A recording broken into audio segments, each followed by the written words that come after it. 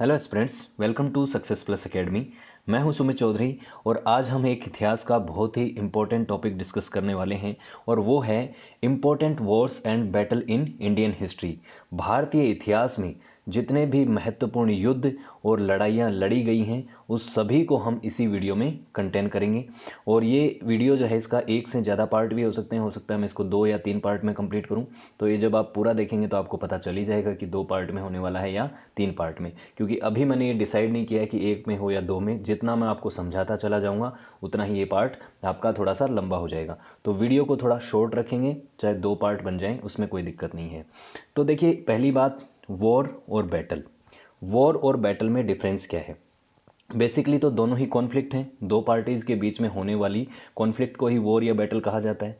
लेकिन वॉर क्या होता है, जैसे कि आपने for example first world war, second world war, तो जो लंबे समय तक एक युद्ध चलता है उसको हम बोलते हैं वॉर। वो है युद्ध, वो एक लंबे समय का कॉन्फ्लिक्ट है जिसमें बहुत सारी लड़ाइयाँ होती हैं, बहुत सारे छोटे छोटे बैटल्स होते हैं, ठीक है। तो वॉर का हिस्सा रहता है बैटल।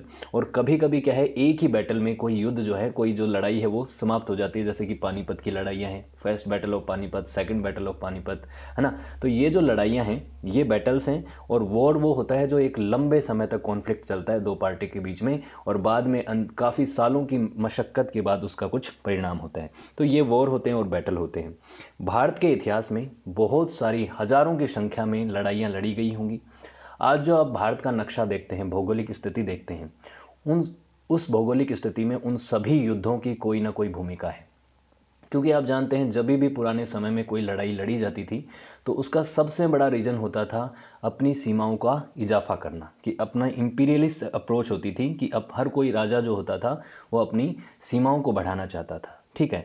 तो इसीलिए आज का जो आप नक्शा देखते हैं भारत में, उन सभी युद्धों की कोई ना कोई भूमिका है। उन्हीं लड़ाइयों में से कुछ लड़ाइयों को हम डिस्कस करेंगे, लगभग हम 60-70 लड़ाइयों को यहाँ पे डिस्कस करेंगे। और शुरुआत करेंगे भारत की। जो आज भारत, जिस नाम से भारत नाम से जाना जाता है, इसका नाम जब भारत पड़ा था उसके पीछे से जो सबसे इंपॉर्टेंट लड़ाई लड़ी गई थी, सबसे पुरानी और इतिहास में सबसे पुरानी लड़ाइयों में से एक लड़ाई इसको माना जाता है, वो है the battle of 10 Kings. Battle of 10 Kings या फिर 10 राज्य, इसको 10 राज्य युद्ध भी बोलते हैं। 10 राज्य 10 राज्य यानी 10 राज्यों का युद्ध। तो इसमें क्या होता है, एक तरफ तो होते हैं त्रिशु। त्रिशु फैमिली के एक राजा है जिसका नाम होता है सुदास, जो भरत वंश के थे, ठीक है। भरत वंश जो है आगे चल के भरत वंश के नाम पे ही भारत का नाम भारत पड़ा, ठीक है। तो यहाँ पे एक राजा थे सुदास, और इनके इलाके में ये जो सिंधु नदी है, आप आर्यन इन्वेजन की थ्योरीज को जानते ही हैं कि आर्यंस जो हैं ये यहाँ पे इंडन जो यूरेशिया के महाद्वीप से आए थे, यूरेशिया से आए थे, मिडल ईस्ट से ये ईरान में भी चले गए, इजिप्ट में भी चले गए और अलग अलग दिशाओं में चले गए। तो भारत में जो आर्यंस आए, ये एक लड़ाई का विषय है। काफ़ी लोग हिस्टोरियंस इसमें बिलीव भी नहीं करते कि आर्यंस एक्चुअल में कहाँ से आए थे, वो एक अलग मुद्दा है। लेकिन हमारा जो ऋग्वेद है, उस ऋग्वेद में जो सबसे पुरानी लड़ाइयाँ हैं उनमें से एक युद्ध बोला गया है कि यहाँ पे इस इलाके में एक राजा हुआ करते थे जिनका नाम था सुदास, ठीक है। ये भरतवंश से थे और ये जो हैं इनके खिलाफ 10 राजाओं ने एक युद्ध लड़ा था रावी नदी के किनारे। रावी नदी आप जानते ही हैं, पंजाब से होती हुई बहती है। तो रावी नदी को उस समय, ये जो हमारा हिंदू धर्म है, इसमें जो ऋग्वेद है इसमें लिखा हुआ है इसको पौरुषी रिवर। तो 14 सेंचुरी BCE में ये युद्ध लड़ा गया और ये जो 10 राजा थे इनको अकेले सुदास ने हरा दिया। अब सुदास को सपोर्ट कर रहे थे जो महान ऋषि वशिष्ठ, और जो बाकी राजा थे दूसरे 10 किंगों के, उसमें स्पेशली था पुरु वंश को सपोर्ट कर रहे थे विश्वामित्र ऋषि। तो दोनों तरफ 2 महान ऋषि भी थे और बहुत सारे राजा भी थे। इन 10 के 10 राजाओं को सुदास ने हरा दिया और उसके बाद ये जो भरत वंश है ये जो है यहाँ पे बहुत ज़्यादा पावरफुल हो गया, ठीक है। और उसके बाद भारत का नाम भारत पड़ ही गया भरत के नाम पे, ठीक है। तो ये स्थिति थी और ये भारत के इतिहास में सबसे पुराने युद्धों में से एक माना जाता है। ये युद्ध जो है रामायण और महाभारत के युद्ध से भी पुराना युद्ध माना जाता है, ठीक है। फिर हम बात करेंगे रामायण और महाभारत, जो हमारे 2 इपिक्स हैं, ठीक है। इनसे ज़्यादा क्वेश्चन पूछे नहीं जाते, लेकिन फिर भी हम भारत के इतिहास को पढ़ रहे हैं तो महत्वपूर्ण युद्ध तो हैं ही ये, ठीक है। तो रामायण के बारे में बेसिकली आप जानते हैं कि वो महर्षि वाल्मीकि ने एक किताब लिखी थी और उसमें जो भगवान रामचंद्र जी हैं हिंदुइज्म में बहुत बड़े प्रतीक हैं, आप जानते हैं रामचंद्र जी। तो उनकी कहानी है उनके जीवन की, और उनको किस तरीके से वनवास में अपना जीवन बिताना पड़ा, और वनवास का जीवन बिताते समय ही रावण नाम का एक व्यक्ति, जो उस समय लंका का क्या था, राजा हुआ करता था, आज का उस समय लंका यानी आज का श्रीलंका, तो उसने इनकी वाइफ यानी सीता जी को, देवी सीता को हरण कर लिया था। और उसके बाद इन्होंने एक बैटल लड़ा, एक लड़ाई लड़ी लंबी, जिसमें रामचंद्र जी ने रावण को हरा दिया। इसका जो समय है रामायण का, वो लगभग 7,000 साल पुराना माना जाता है। अब ये जो है, ये भी एक, कई बार क्या होता है कि इस विषय पे भी कॉन्फ्लिक्ट होते हैं अलग अलग हिस्टोरियंस में, क्योंकि ये इतनी पुरानी समय है कि उस समय इतिहास भी नहीं लिखा जाता था। रामायण जो है ये आगे चल के 5th सेंचुरी BCE में लिखी गई, ठीक है। लिखी बहुत बाद में गई, महर्षि वाल्मीकि के समय से ये है मुंह जबानी चलती थी, मौखिक चलती थी। तो रामायण महाभारत जो है बाद में लिखी गई हैं। 24,000 वर्सेज हैं, इसमें श्लोक लिखे गए हैं, और बहुत बड़ा महाकाव्य है, ठीक है, महर्षि वाल्मीकि का लिखा हुआ।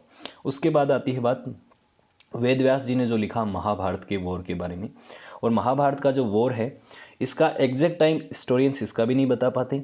हमारे महान एस्ट्रोलॉजी के और मैथमेटिशियंस थे आर्यभट्ट, उन्होंने कहा कि महाभारत का युद्ध लड़ा गया था 3137 BCE में, ठीक है, 3137 BCE में लड़ा गया था। लेकिन कुछ हिस्टोरियंस इसमें 5561 से लेके 800 BC तक के बीच में लड़ाइयाँ करते हैं कि इस समय पे हुआ था, इस समय पे हुआ था। समय इतना महत्वपूर्ण नहीं है, क्योंकि जो इस तरीके के टॉपिक होते हैं उसमें समय आपसे नहीं पूछता। दुनिया का सबसे बड़ा महाकाव्य है महाभारत। किन के बीच की लड़ाई है? 2 कजिन ब्रदर्स थे, कुरुवंश के ही, भरतवंशी ही थे ये, कौरव और पांडव, उनके बीच की लड़ाई थी। जो कि इस लड़ाई में श्री कृष्ण जो थे, भगवान श्री कृष्ण, जो कि विष्णु जी के अवतारी माने जाते हैं, रामचंद्र जी के बाद अगले अवतार में, विष्णु के अवतार में श्री कृष्ण जी थे, और इन्होंने कुरुक्षेत्र की लड़ाई में पांडवों का सपोर्ट किया और पांडवों को इस धर्म युद्ध में जिताया। इसको धर्म युद्ध भी कहते हैं, द ग्रेट वॉर भी कहा जाता है, ठीक है। तो इस लड़ाई के अंदर पांडव जो है अंतिम रूप से विजित हुए, ठीक है। और उसके बाद उन्होंने कुरुक्षेत्र जीतने के बाद हस्तिनापुर और इंद्रप्रस्थ के ये राजा बन गए, जो युधिष्ठिर जो थे पांडवों के सबसे बड़े भाई, ठीक है। अब आती है हमारी मेन अप्रोच, जो मेन बैटल्स हैं, जिनको हमें एग्जाम पॉइंट ऑफ व्यू से ज़्यादा ध्यान में रखना है। उसमें सबसे पहले है बैटल ऑफ हाइडस्पीस। हाइडस्पीस यानी कि ये जो रिवर है हाइडस्पीस, ये नाम जो है ये यूनानी नाम है। जो यूनानी यानी कि ग्रीक लोग जो हैं वो झेलम रिवर को बोलते हैं हाइडस्पीस रिवर। तो हाइडस्पीस रिवर यानी झेलम नदी के किनारे जो युद्ध लड़ा गया, वो लड़ा गया था 326 BC में। किसके बीच में? दुनिया के सबसे महान सम्राट में से एक थे अलेक्जेंडर द ग्रेट, आप जानते ही होंगे, सिकंदर महान हिंदी में इनको बोलते हैं। तो सिकंदर जो जिसको विश्व विजेता कहा जाता है, वो मैसिडोनिया से लड़ाई लड़ता हुआ इजिप्ट पर्शिया को जीतता हुआ वो भारत पहुंच गया था 326 BC में, ठीक है। तो 326 BC में जब अलेक्जेंडर भारत में पहुंचा, तो उसके बाद इसने लड़ाई लड़ी झेलम नदी के किनारे किंग पोरस से। देखिए बहुत सारे ऐसे बैटल हैं जिनके बारे में मैंने सेपरेट वीडियो बना रखा है। बैटल ऑफ हाइडस्पीस के बारे में और अलेक्जेंडर की बायोग्राफी मैंने अलग से सेपरेटली पढ़ा भी रखी है, आप वो भी जाके चैनल की प्लेलिस्ट में जाके देख सकते हैं। एंशिएंट हिस्ट्री, मेडाइवल हिस्ट्री में आपको बहुत सारे बैटल मिल जाएंगे, ठीक है। वो एक अलग मुद्दा है, लेकिन यहाँ पे हम एक इतनी इन्फॉर्मेशन पढ़ेंगे कि बैटल कब लड़ा गया, किसके बीच में लड़ा गया, और उसके बाद उसका रिजल्ट क्या रहा, और क्या क्या उसकी वजह से भौगोलिक स्थितियां बदल गई, और थोड़ी थोड़ी कहानी देख लेंगे, ठीक है। तो 326 BC के बीच में ये जो लड़ाई है झेलम नदी के किनारे लड़ी गई, और अलेक्जेंडर की बहुत बड़ी सेना थी, और किंग पोरस को इन्होंने हरा दिया, और पोरस ने बाद में सरेंडर कर दिया। उसके बाद अलेक्जेंडर भारत के आगे भी ब्यास नदी तक अपनी सेना को लेके गया, लेकिन बाद में सेना ने रिवोल्ट कर दिया और सिकंदर को यानी अलेक्जेंडर को वापस लौटना पड़ा। और उसके बाद में ये जो इंडियन सब कॉन्टिनेंट है, पाकिस्तान का जो इलाका है, ईरान का इलाका है, यहाँ तक जो इलाका था जो सिकंदर ने जीता था, आगे चल के सिकंदर की तो डेथ हो गई, तो यहाँ पे सेल्यूकस निकेटर ने उसका वो गवर्नर बन के रहा भारत के पड़ोसी देश के रूप में, ठीक है। फिर बात आती है भारत में स्थिति एक और हो रही थी, वो थी, आप जानते हैं महाजनपद पीरियड जो था, उसमें मगध जो है वो सबसे पावरफुल एम्पायर के रूप में निकल के आया। मगध के अंदर चल रहा था नंदा डायनेस्टी का रूल, ठीक है। बिंबिसार से होता हुआ, हर्यक डायनेस्टी से होता हुआ नंदा डायनेस्टी आ चुकी थी। नंदा डायनेस्टी में रूल हुआ करता था नंदा रूलर धनानंद का, और धनानंद के समकालीन थे चाणक्य। चाणक्य को आप सभी जानते हैं, जिनको विष्णुगुप्त भी कहा जाता है, कौटिल्य भी कहा जाता है।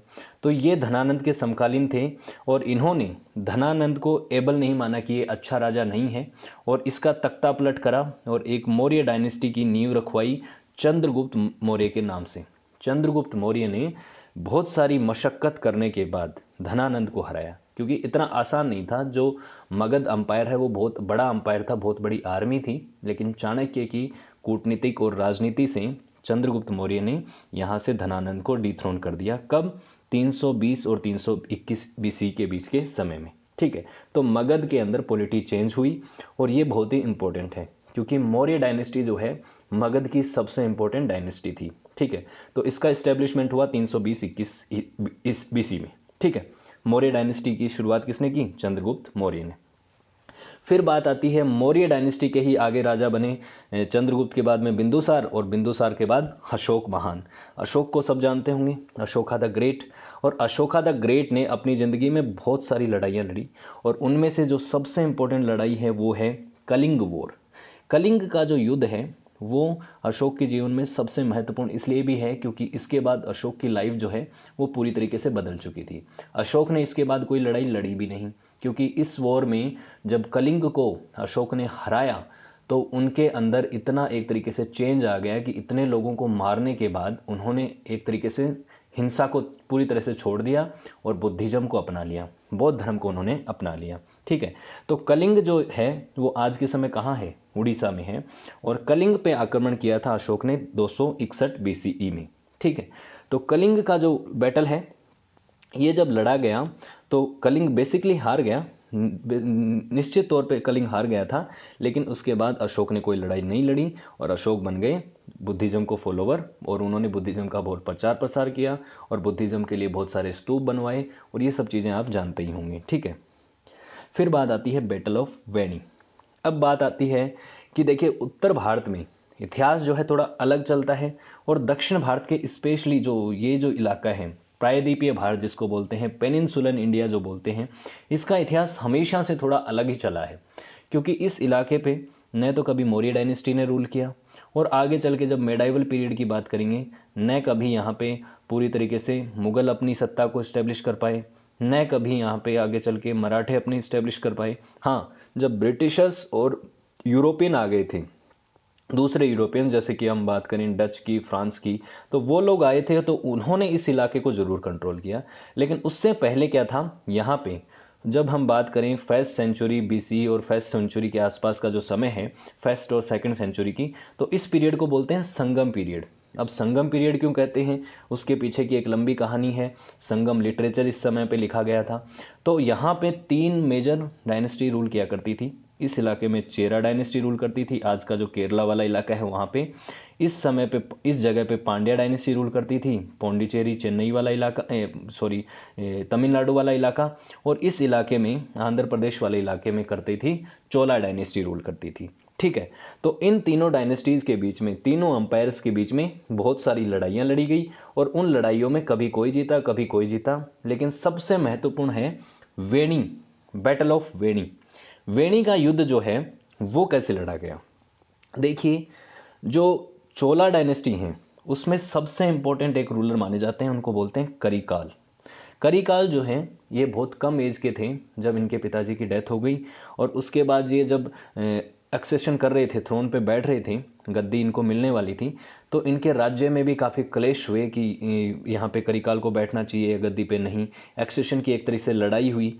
लेकिन एक तरफ से जब अपने इंटरनल वॉर्स में, इंटरनल लड़ाइयों में चोला डायनेस्टी और चोला रूल जो है अंपायर फंसा हुआ था, उसी समय पांड्या डायनेस्टी ने और चेरा डायनेस्टी ने ये मौका ढूंढा कि क्यों ना इस समय इस अंपायर पे अटैक कर दिया जाए और इसको अपने क्षेत्र में मिला लिया जाए। ठीक है, क्योंकि इस समय चोला कमज़ोर हैं, उनके पास एक रूलर नहीं है और करिकाल एक बच्चा है। ये बात सोच के चेरा और पांड्या ने अटैक कर दिया चोला पे, इन पे अटैक कर दिया। लेकिन करिकाल इतने सक्षम लीडर के रूप में वो उभर के आए कि इन्होंने पांड्या और चेरा को तो हराया ही हराया, और बाकी छोटे छोटे रीजनल कबीले थे जिन लोगों ने इन पे अटैक किया था 7-8, उन सभी को हरा दिया। तो ये बहुत ही महत्वपूर्ण युद्ध था चोला डायनेस्टी के इतिहास में। तो इसको बोलते हैं बैटल ऑफ वेणी। वेणी में ये युद्ध लड़ा गया था, यहाँ पे है वेणी लगभग, ठीक है। फिर है बैटल ऑफ पुल्लूर। पुल्लूर का जो युद्ध है, पुल्लूर में और भी आगे मेडाइवल पीरियड में भी युद्ध लड़े गए हैं जब यूरोपियन भारत में आ गए थे, लेकिन उससे पहले पुल्लूर में लड़े गए थे 618 से लेकर 619 के बीच में एक युद्ध लड़ा गया था चालुक्य डायनेस्टी, जिसमें पुलकेशिन द्वितीय जो हैं यहाँ के रूलर हुआ करते थे, और पल्लव डायनेस्टी, यहाँ पे महेंद्र वर्मन रूलर हुआ करते थे। ये वही पुलकेशिन द्वितीय हैं जिनके समकालीन थे हर्षवर्धन, राजा हर्षवर्धन, अंपायर ऑफ हर्षा लिखा हुआ है ना, यहाँ पे रूल हुआ करता था चालुक्य का, किसी समय तक इतना बड़ा तक रूल हुआ करता था। और इस इलाके में एक बार हर्षवर्धन और पुलकेशिन द्वितीय की लड़ाई हुई थी, और जिसमें हर्षवर्धन को पुलकेशिन द्वितीय ने हरा दिया था। तो पुलकेशिन सेकंड जो हैं काफ़ी पावरफुल रूलर थे, लेकिन उसके बाद इनकी चालुक्य और पल्लव डायनेस्टी के बीच में काफ़ी लंबे समय तक कॉन्फ्लिक्ट चलते गए। पहली जो लड़ाई थी पुलकेशिन द्वितीय जो है इसको जीत गए, पल्लूर का जो बैटल है। आगे चल के बदला लिया पुलकेशिन द्वितीय के बाद महेंद्र वर्मन के बेटे ने, महेंद्र वर्मन के बाद वापस एक बार पल्लव डायनेस्टी जीती, फिर चालुक्य जीती। तो चालुक्य और पल्लव के बीच में काफ़ी सारी लड़ाइयाँ लड़ी गई थी। इसके बारे में मैंने वीडियो बना रखा है, जब हम एंशिएंट हिस्ट्री पढ़ रहे थे तो पल्लव और चालुक्य डायनेस्टी के बारे में हमने जान लिया है। लेकिन ध्यान रखना, बैटल ऑफ पुल्लूर जो कि 618 से 619 के बीच में लड़ा गया था, कांचीपुरम के पास में एक टाउन है, वहां पे है ये पुल्लूर, ठीक है। उसके बाद बात आती है बैटल ऑफ मणिमांगला। मणिमांगला जो है बैटल, ये कहाँ पे लड़ा गया? ये जो है 642 एडी में लड़ा गया। पहली बात तो मणिमांगला है, ये भी चालुक्य और पल्लव डायनेस्टी के बीच का एक बैटल है। मैंने अभी बताया था कि चालुक्य और पल्लव के बीच में लड़ाइयाँ हुई थी। इसमें पल्लव डायनेस्टी में क्या होता है, पुलकेशिन द्वितीय जो है फिर से जीत जाता है और पल्लव डायनेस्टी इसमें जीत जाता है, ठीक है। और उसके बाद नहीं सॉरी, पहली लड़ाई हार थी, उसके बाद उससे पहले तो काफ़ी सारी जीत हुई थी। 4 बार तो पुलकेशिन द्वितीय जीत ही चुका था, लेकिन यहाँ पे पल्लव डायनेस्टी ने पहली बार चालुक्यों के ऊपर जीत हासिल की थी, ठीक है। तो उसके बाद पल्लव डायनेस्टी भी जीतने लग गई, लेकिन पहले सिर्फ चालुक्य जीतते थे। तो पुलकेशिन द्वितीय जो है एक पावरफुल रूलर था, और जब इसकी डेथ हुई तो उसके बाद चालुक्य एम्पायर धीरे धीरे डिक्लाइन पे आ गया, ठीक है। साउथ इंडिया के कुछ बैटल्स को देखने हैं, इंपॉर्टेंट है, ध्यान रखिएगा। जो नॉर्थ इंडिया से स्टूडेंट्स हैं उनके लिए स्पेशली है कि इन बैटल्स को भूलना नहीं है, ठीक है। एग्जाम पॉइंट ऑफ व्यू से बहुत ही इंपॉर्टेंट है सब के सब। फिर है battle of Doklam. Battle of Doklam जो है ये लड़ा गया था 949 सीई में। टोकलाम है तमिलनाडु में। अब देखो टाइम के हिसाब से चल रहे हैं हम, तो नॉर्थ में क्या हो रहा है, साउथ में क्या हो रहा है, समय के हिसाब से चलते जाएंगे। तो बैटल ऑफ टोकलाम जो है, ये जो लड़ाई लड़ी गई थी, ये लड़ी गई थी राज्य द्वितीय, एक राजा है चोला किंग है, ये राज्य द्वितीय जो है चोला के किंग है। और राष्ट्रकूट डायनेस्टी के राजा थे कृष्ण तृतीय। कृष्ण तृतीय जो हैं इनके समय पे लड़ाई लड़ी गई थी, ठीक है। तो राजद्वितीय चोला रूलर और कृष्ण तृतीय राष्ट्रकूट रूलर। तो राष्ट्रकूट और किसके बीच में है ये लड़ाई? चोला के बीच में है। दोनों दक्षिण भारत के रूलर हैं, दोनों डायनेस्टी दक्षिण भारत में है। और इसमें क्या होता है, लड़ाई में राजद्वितीय जो हैं, इन राजा द्वितीय जो हैं और इनके भाई जो हैं वो एक तरफ होते हैं। राजा द्वितीय तो जो है इनकी डेथ हो जाती है, लेकिन हार किसकी होती है? चोला डायनेस्टी की, ठीक है। राजा द्वितीय जो हैं ये इनकी बैटलफील्ड में डेथ हो जाती है, और इस बाद में ये जो राष्ट्रकूट डायनेस्टी इस बैटल को जीत जाती है, मतलब कृष्णा तृतीय जीत जाते हैं, ठीक है। यहाँ पे आप इस स्लाइड्स को अगर आप अलग से पढ़ना चाहते हैं, इसकी पीडीएफ डाउनलोड करना चाहते हैं, तो डिस्क्रिप्शन में टेलीग्राम का लिंक दे रखा है, वहाँ को आप टेलीग्राम चैनल ज्वाइन कीजिए और वहाँ पे आपको पीडीएफ मिल जाएंगी। Battle of कोपाम। कोपाम की जो लड़ाई है ये किसके बीच में लड़ी गई? पहली बात तो कोपाम आता कहाँ है? कोपाम आता है केरला में, ठीक है। कोपाम केरला में पड़ता है। 1053 से 54 के बीच में ये लड़ाई लड़ी गई थी, चोला और चालुक्य डायनेस्टी के बीच में। यहाँ चोला है, यहाँ चालुक्य है। चालुक्य में वातापी के चालुक्य अलग होते थे, कल्याणी के चालुक्य अलग अलग होते थे। तो कल्याणी चालुक्य और ये जो यहाँ मेडाइवल चोला है इनके बीच में लड़ाई लड़ी गई। एक तो एंशिएंट टाइम पे चोला चेरा है, और उसके बाद ये इस समय यहाँ पे आ गए चोला। पहले तो इधर चेरा होते थे, इधर चोला थे, यहाँ पे पांड्या थे। तो मेडाइवल जो चोला है उनके साथ 1053-54 में लड़ाई लड़ी गई। और इसमें चोला किंग जो थे उसके भाई, और वो राजधीराज चोला फर्स्ट बोलते हैं उनको, यहाँ पे राजधीराज चोला फर्स्ट, और उनके भाई राजेंद्र चोला सेकंड, ये दोनों भाई थे। और दूसरी तरफ चालुक्य जो थी उसमें सोमेश्वर प्रथम राजा हुआ करते थे। तो इधर तो सोमेश्वर हैं, इधर राजाधिराज चोला हैं। इन्होंने काफ़ी सारे मंदिर भी बनवाए थे राजाधिराज चोला ने, जो कि बहुत शान से वहाँ पे अभी भी आप दक्षिण भारत में देखेंगे तो इम्पोर्टेंट टेम्पल्स, अगर आपने वीडियो देखना है तो भारत के दक्षिण भारत के इम्पोर्टेंट टेम्पल्स भी इसमें हैं। तो इस लड़ाई में क्या होता है, चोला जीत तो गए, लेकिन इनके भाई जो हैं ये राजाधिराज चोला जो हैं, जो राजा थे उस समय, इनकी बैटलफील्ड में डेथ हो गई और इनके भाई बाद में आगे चल के राजा बने। लेकिन इस लड़ाई में सोमेश्वर वर्मन जो है उसकी हार हुई थी। ठीक है, भले ही बैटलफील्ड में राजाधिराज चोला हार गए, लेकिन लड़ाई में जीता कौन, चोला डायनेस्टी जीती, ये ध्यान रखना है आपको। ठीक है, तो बैटलफील्ड में मरने के बावजूद उनका अंपायर इस बैटल को जीता था और उसके बाद उनके भाई जो हैं राजेंद्र चोला, ये राजा बने। ठीक, फिर बात आती है भारत में। ये हमने दक्षिण भारत का देख लिया, लेकिन उसी समय अगर बात करें 712 एडी में, 712 एडी में पहली बार उमायद कैंपेन भारत में सक्सेसफुल हुआ था। यहाँ पे ये अरब अंपायर था, मुस्लिम रिलीजन जो है वो यहाँ पे जल्दी से बढ़ रहा था और भारत में पहला जो मुस्लिम इन्वेजन है वो सक्सेसफुल हुआ था 712 एडी में। ठीक है, छोटे छोटे लड़ाइयाँ बैटल होते रहते थे, उसमें कभी अरब अंपायर्स और कभी भारतीय राजाओं को कुछ हेल्प मिल जाती थी, कोई आगे पीछे हो जाता था। लेकिन जो मेजर बैटल हुआ वो हुआ था मोहम्मद बिन कासिम का 712 का इन्वेजन। तो मोहम्मद बिन कासिम को भेजा गया था राजा दाहिर की द्वारा, ईरान का राजा था वो, वाजिद सॉरी, और भारत में दाहिर था। तो इसने भारत पे अटैक किया और सिंध का राजा हुआ करता था उस समय दाहिर, इसके ऊपर अटैक किया और यहाँ पे सिंध और मुल्तान को हरा दिया मोहम्मद बिन कासिम ने। और उसके बाद क्या है कि कुछ समय तक इस इलाके में इनका रूल रहा। हालांकि लंबे समय तक मोहम्मद बिन कासिम का और इनके उमायद कैंपेन जो है उनका रूल यहाँ पे नहीं रहा। असली में अगर मुस्लिम रूल जो है वो तो आगे चल के दिल्ली सल्तनत के टाइम पे ही शुरुआत हुआ था। ठीक है, और मोहम्मद बिन कासिम ने ये जो मुल्तान शहर है इसको कहा था सिटी ऑफ गोल्ड। ठीक है, सिटी ऑफ गोल्ड। फिर है मोहम्मद गजनवी के भारत पर आक्रमण। मोहम्मद गजनवी के भारत पर 17 बार आक्रमण हुए। इस बात को आप सभी जानते ही होंगे कि भारत पर अटैक करने वाला गजनी का एक व्यक्ति था जिसका नाम था मोहम्मद गजनवी, और इसने भारत पर 1001 से लेके 1027 तक 17 बार भारत पर आक्रमण किए। और ये व्यक्ति इस्लाम का प्रचार प्रसार करना चाहता था और हिंदुइज्म का नुकसान करना चाहता था, यहाँ के मंदिरों को तोड़ना फोड़ना चाहता था। ठीक है, यही इसने करता था। मेनली ये लूट मार के लिए भारत में आता था। एक बड़ा रीज़न इसका यही था कि भारत में बहुत संपदा थी, बहुत पैसा था और मंदिरों को लूटता था और मंदिरों में तोड़ फोड़ भी मचाता था। इसके बहुत सारे बैटल हुए, बहुत सारी लड़ाइयाँ हुई, बहुत सारे राजाओं को हराया, लेकिन जो सबसे इम्पोर्टेंट है वो इसका सोमनाथ का अटैक। जो इसका 16वां इन्वेजन था, 16वां जब आक्रमण किया था वो भारत के प्रसिद्ध सोमनाथ मंदिर पे किया जो गुजरात में है, 1025 में किया।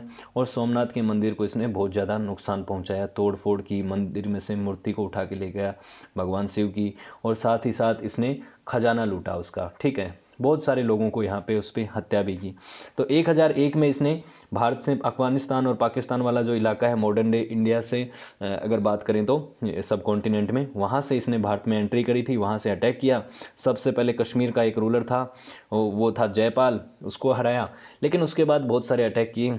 अंतिम अटैक इसका 1027 में था, 1030 में ये मर गया था। तो ये इसने 17 बार आक्रमण किए। अगर सभी अटैक्स के बारे में जानना चाहते हैं तो मैंने इसका वीडियो बनाया मेडाइवल हिस्ट्री में। फिर बात आती है इंपॉर्टेंट बैटल्स में, बैटल्स ऑफ तराइन की। तराइन के जो युद्ध हुए, तराइन में 2 इंपॉर्टेंट युद्ध हुए थे, एक 1191 में हुआ, एक 1192 में हुआ। दोनों युद्ध इंपॉर्टेंट हैं। दोनों युद्ध किन के बीच में लड़े गए? मोहम्मद गोरी और भारत का रूलर उस समय कौन था? पृथ्वीराज चौहान या फिर पृथ्वीराज तृतीय, चौहान वंश का रूलर था जो दिल्ली और अजमेर पे रूल किया करता था। तो 1191 में सबसे पहले गोरी, जो कि घुर, जो गजनवी का ही एक अंडर काम करता था पहले, घुर, वहाँ से एक व्यक्ति आता है मोहम्मद गोरी नाम का, और वो पृथ्वीराज चौहान पे अटैक करता है। मोहम्मद गोरी ने कर दिया। पृथ्वीराज चौहान मोहम्मद गोरी को पहले बैटल में, तराइन के पहले युद्ध में बुरी तरीके से हरा देते हैं। पृथ्वीराज चौहान ने मोहम्मद गोरी को हरा दिया। पृथ्वीराज चौहान तो वापस आ गए, लेकिन 1192 में फिर से गोरी और पृथ्वीराज चौहान के बीच में एक लड़ाई हुई और इस युद्ध में पृथ्वीराज चौहान जो है उनकी हार हुई और मोहम्मद गोरी जीत गया। और इसके बाद भारत में मुस्लिम रूल की इस्टेब्लिशमेंट शुरू हो जाएगा। ठीक है। अब मोहम्मद गोरी जो है उसने क्या किया, अपना एक एक एक तरीके से स्लेव जो है, अपना एक गुलाम जो है जिसका नाम था कुतुबुद्दीन ऐबक, उसको बना दिया भारत में गवर्नर। ठीक है, गवर्नर बना दिया 1206 तक। जब तक मोहम्मद गोरी जिंदा रहा तब तक तो वो गवर्नर बन के रहा।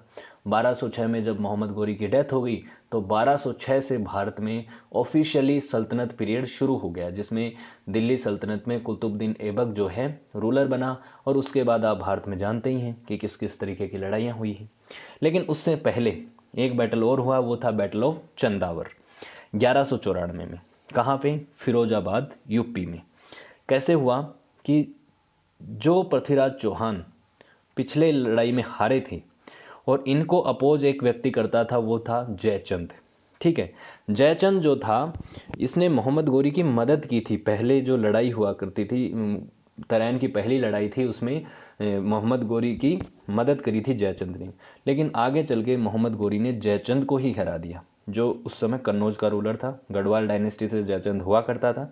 और ये चंदावर का युद्ध हुआ और जयचंद ने यहाँ पे जयचंद जो है हार गया। ठीक है, कहाँ पे है? फिरोजाबाद, यमुना नदी के किनारे हैं। गोरी फिर से जीत गया, जयचंद का भी अंत हो गया, पृथ्वीराज चौहान के रूल का भी अंत हो गया और भारत में दिल्ली सल्तनत का पीरियड जो है उसकी नींव रखी जा चुकी थी। ठीक है, उसके बाद दिल्ली में आप जानते ही हैं स्लेव डायनेस्टी आई, फिर खिलजी डायनेस्टी आई, फिर तुगलक डायनेस्टी आई, फिर सैयद डायनेस्टी आई और फिर लोधी डायनेस्टी आई और उसके बाद मुगल पीरियड शुरू हुआ। लेकिन उसी दरमियान बीच में एक बड़ा रूलर था और वो था अलाउद्दीन खिलजी, खिलजी डायनेस्टी का। इसने दिल्ली सल्तनत पीरियड में बहुत सारी एक तरीके से एरिया का एक्सपांड किया, बहुत बड़े एरिया को अपने क्षेत्र में मिलाया और इसने बहुत सारे कैंपेन किए जिसमें सक्सेसफुल रहा। इसने उन्हीं बैटल्स की हम बात करें तो 1299 में गुजरात को जीता। यहाँ पे राजा था रायकरण वाघेला। ठीक है, उसको हराया। 1301 में रणथंभौर पे विजय प्राप्त की, हमीर देव वहाँ के रूलर हुआ करते थे। 1303 में चित्तौड़ में रतन सिंह जी को हराया। रतन सिंह जी, इसी पे जो मूवी बनी है पद्मावत, हालांकि वो कहानी अलग है, पद्मावत की जो है वो एक उपन्यास पे आधारित है। पद्मावत जो मलिक मोहम्मद जायसी ने लिखा, एक्चुअल कहानी अलग थी हिस्ट्री से। ठीक है, तो रतन सिंह को चित्तौड़ में हराया। 1305 में मालवा को हराया। मालवा जो मध्य प्रदेश का इलाका है, मालक देव यहाँ पे रूलर हुआ करते थे।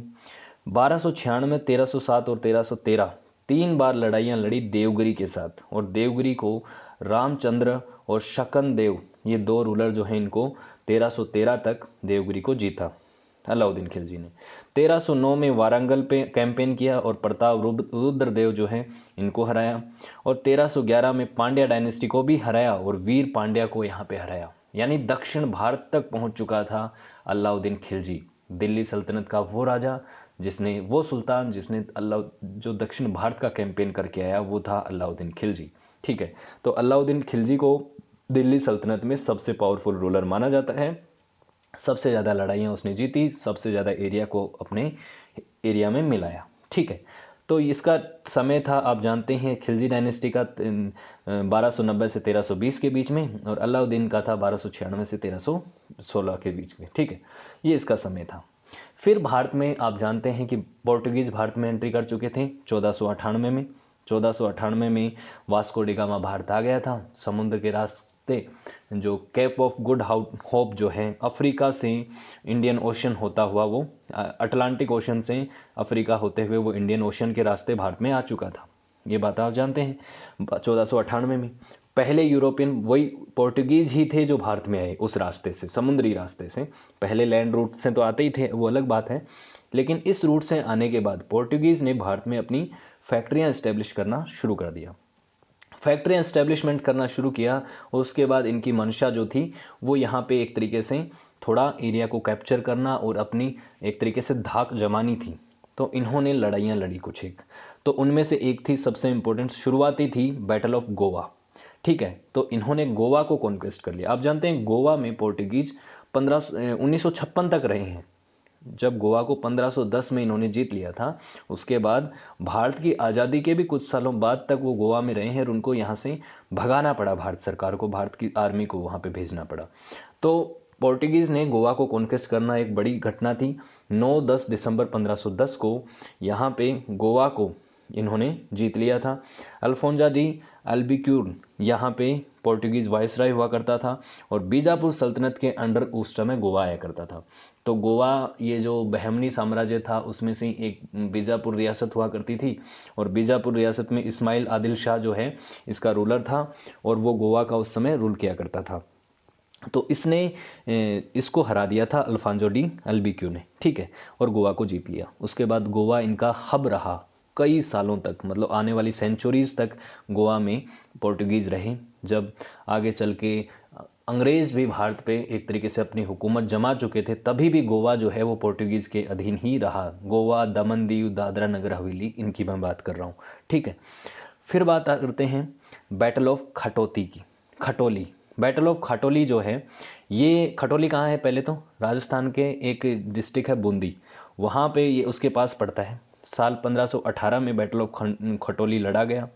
1518 का समय कौन सा है? दिल्ली सल्तनत का समय है। दिल्ली सल्तनत में इस समय लोधी डायनेस्टी थी। आप जानते हैं कि 1526 तक लोधी डायनेस्टी थी, 1451 तक। तो इब्राहिम लोदी जो है उस समय यहाँ पे रूलर हुआ करता था। इब्राहिम लोदी और राणा सांगा जो मेवाड़ के रूलर थे, और राणा सांगा बहुत मशहूर थे। इनके आप घाव और इनकी जो लड़ाइयाँ हैं आप जानते होंगे, 18 लड़ाइयाँ लड़ी थी राणा सांगा ने, और बाबर से पहले राणा सांगा को हरा नहीं पाता था कोई, इतने पावरफुल रूलर थे वो। लेकिन बाबर ने इनको हराया, वो उसके अलग कारण है, आगे मैं बताऊँगा आपको। तो यहाँ पे राणा सांगा जो है इब्राहिम लोदी को हरा देते हैं, और इब्राहिम लोदी जो है दिल्ली सल्तनत का राजा होता ही है। लोदी जब वंश चल रहा था तो इनका अंपायर जो है थोड़ा कम हो चुका था दिल्ली सल्तनत का। सैयद डायनेस्टी और तुगलक डायनेस्टी के अंतिम समय पे थोड़ी सी जो है दिल्ली सल्तनत कमज़ोर हो चुकी थी, ठीक है। और इसमें बहुत कम समय तक, लगभग 5-6 घंटे तक ये बैटल चला था, और इब्राहिम लोदी की सेना जो है सामने टिक नहीं पाई थी। जो राजपूत सेना है उसके सामने बिल्कुल थर थर कांप गई थी। पूरी तरीके से कैप्चर कर लिया था। इब्राहिम लोदी को सामने सरेंडर करना पड़ा था, और राणा सांगा ने इवन इब्राहिम लोदी के एक प्रिंस को कैप्चर कर लिया था और पकड़ लिया था। उसके बाद उसको छोड़ने के लिए भी यहाँ से इनको पैसे देने पड़े थे। और हालांकि इस लड़ाई में राणा सांगा ने अपनी एक हाथ गंवा दिया था और आगे चल के उन्होंने एक अपनी आंख भी गंवा दी थी, लेकिन उन्होंने हार नहीं मानी और उन्होंने इस लड़ाई को जीता। आगे भी उन्होंने बहुत सारी लड़ाइयाँ लड़ी थी। बैटल ऑफ धौलपुर जैसे है, इन्हीं दोनों के बीच में लड़ाई लड़ी गई। धौलपुर भी एक डिस्ट्रिक्ट है राजस्थान का, यहाँ पे लड़ाई लड़ी गई। तो ये राणा सांगा और इब्राहिम लोदी के बीच में दूसरी लड़ाई थी। इसमें इब्राहिम लोदी को फिर हारना पड़ा, फिर से उसको माफ़ी मांगनी पड़ी, फिर से सरेंडर करना पड़ा। तो धौलपुर का युद्ध और खटोली का युद्ध जो है राणा सांगा और इब्राहिम लोदी के बीच में लड़े गए थे, ठीक है। फिर है battle of Raichur. Battle of Raichur जो है, पहले तो रायचूर आता कहाँ है? रायचूर दोआब जो है ये कृष्णा और तुंगभद्रा रिवर जो हैं इनके क्षेत्र में आता है, इनके दोआब क्षेत्र में आता है। तो ये जो नीचे वाला ग्रीन कलर का मैप है ये तो था विजयनगर साम्राज्य, ऊपर वाला जो है वो था बहमनी साम्राज्य। तो विजयनगर और बहमनी साम्राज्य जो हैं ये एक दूसरे के कट्टर विरोधी दुश्मन थे। मेडाइवल पीरियड में ये इन दोनों के बीच में काफ़ी सारी लड़ाइयाँ चलती रहती थी, ठीक है। तो बहमनी साम्राज्य जो है इसका, और यहाँ पे राजा थे राजा कृष्णदेव राय। राजा कृष्णदेव राय जो हैं ये बाबर के समकालीन थे, और बाबर ने इनके बारे में लिखा है कि ये भारत के सबसे ताकतवर राजा थे, ठीक है। तो विजयनगर साम्राज्य के राजा कृष्णदेव और बीजापुर रियासत के बीच में 1520 में बैटल ऑफ रायचूर लड़ा गया, जिसमें विजयनगर साम्राज्य ने जीत हासिल की, और यहाँ पे राजा कृष्णदेव राय हैं वो जीत गए, ठीक है। ये बात ध्यान रखना है, कृष्णा नदी के किनारे ही ये लड़ाई लड़ी गई थी। फिर बात आती है फर्स्ट बैटल ऑफ पानीपत की। अब इंपॉर्टेंट लड़ाई है ये भी, पानीपत का पहला युद्ध। पानीपत की तीनों लड़ाइयों को हम साथ में ही देख लेते हैं, हालांकि समय उनके बीच में बहुत है और उनके बीच में और भी लड़ाइयाँ हुई, लेकिन पहला जो युद्ध है पानीपत का, पहली बात तो पानीपत कहाँ है? आज के समय हरियाणा जो राज्य है उसमें पानीपत पड़ता है। 21 अप्रैल 1526 को ये लड़ाई लड़ी गई। किसके बीच में? बाबर, जो कि जहीरुद्दीन बाबर जो है अफगानिस्तान से आया था, और भारत में दिल्ली सल्तनत में राजा था कौन? इब्राहिम लोदी। तो लोदी के अंपायर और बाबर की फोर्स के बीच में युद्ध लड़ा गया, और कुछ घंटों में ही बाबर ने अपनी 12,000 की सेना से 1 लाख से बड़ी आर्मी को हरा दिया। क्यों हरा दिया, कैसे हरा दिया? क्योंकि इस लड़ाई में पहली बार किसी विदेशी रूलर ने तोप गोलों से भारत पे अटैक किया था। इब्राहिम लोदी की सेना इसके लिए प्रिपेयर नहीं थी, तुगलमा पद्धति से अटैक किया गया था, बारूद गोलों का इस्तेमाल किया गया था, जिसमें गन पाउडर फायर आर्म्स का इस्तेमाल करने की वजह से ये जो है इब्राहिम लोदी की सेना हार गई, बहुत कम टाइम में ही। ठीक है, ये पहला बैटल था। फिर है सेकंड बैटल ऑफ पानीपत। इसमें क्या होता है, पहले बैटल का रिजल्ट क्या रहा, बाबर जीत गया और उसके बाद भारत में जो है मुगल डायनेस्टी की शुरुआत हो गई, मुगल रूल का एस्टेब्लिशमेंट हो गया। ठीक है, उसके बाद एक समय आता है जिसमें सेकंड बैटल ऑफ पानीपत लड़ा गया। क्यों आता है ऐसा, क्योंकि जब हुमायूं की डेथ होती है तो उस समय भारत में उनके पुत्र यानी कि अकबर भारत में नहीं होते हैं, वो उस समय लाहौर के पास कहीं पे होते हैं।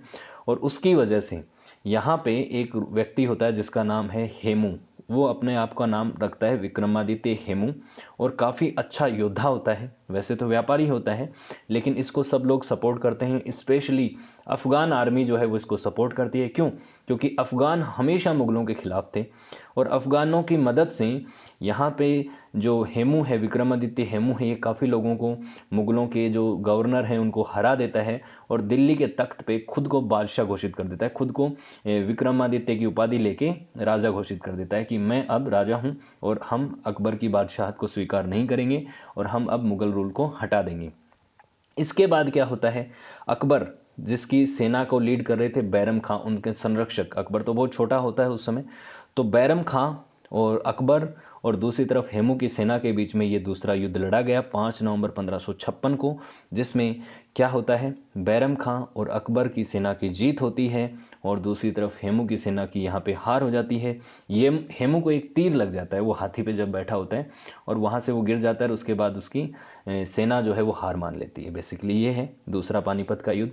और तीसरा पानीपत का युद्ध जो है इतिहास में बहुत इंपॉर्टेंट लड़ाई है ये, क्योंकि 18वीं शताब्दी तक एक दिन में इतने सोल्जर कभी मारे नहीं गए थे, इतने सोल्जर एक ही बैटल में एक दिन में इतने सोल्जर मारे गए, वो था पानीपत का तीसरा युद्ध। हजारों की संख्या में सैनिक, 60-70 हजार सैनिक एक दिन में मारे गए थे लगभग।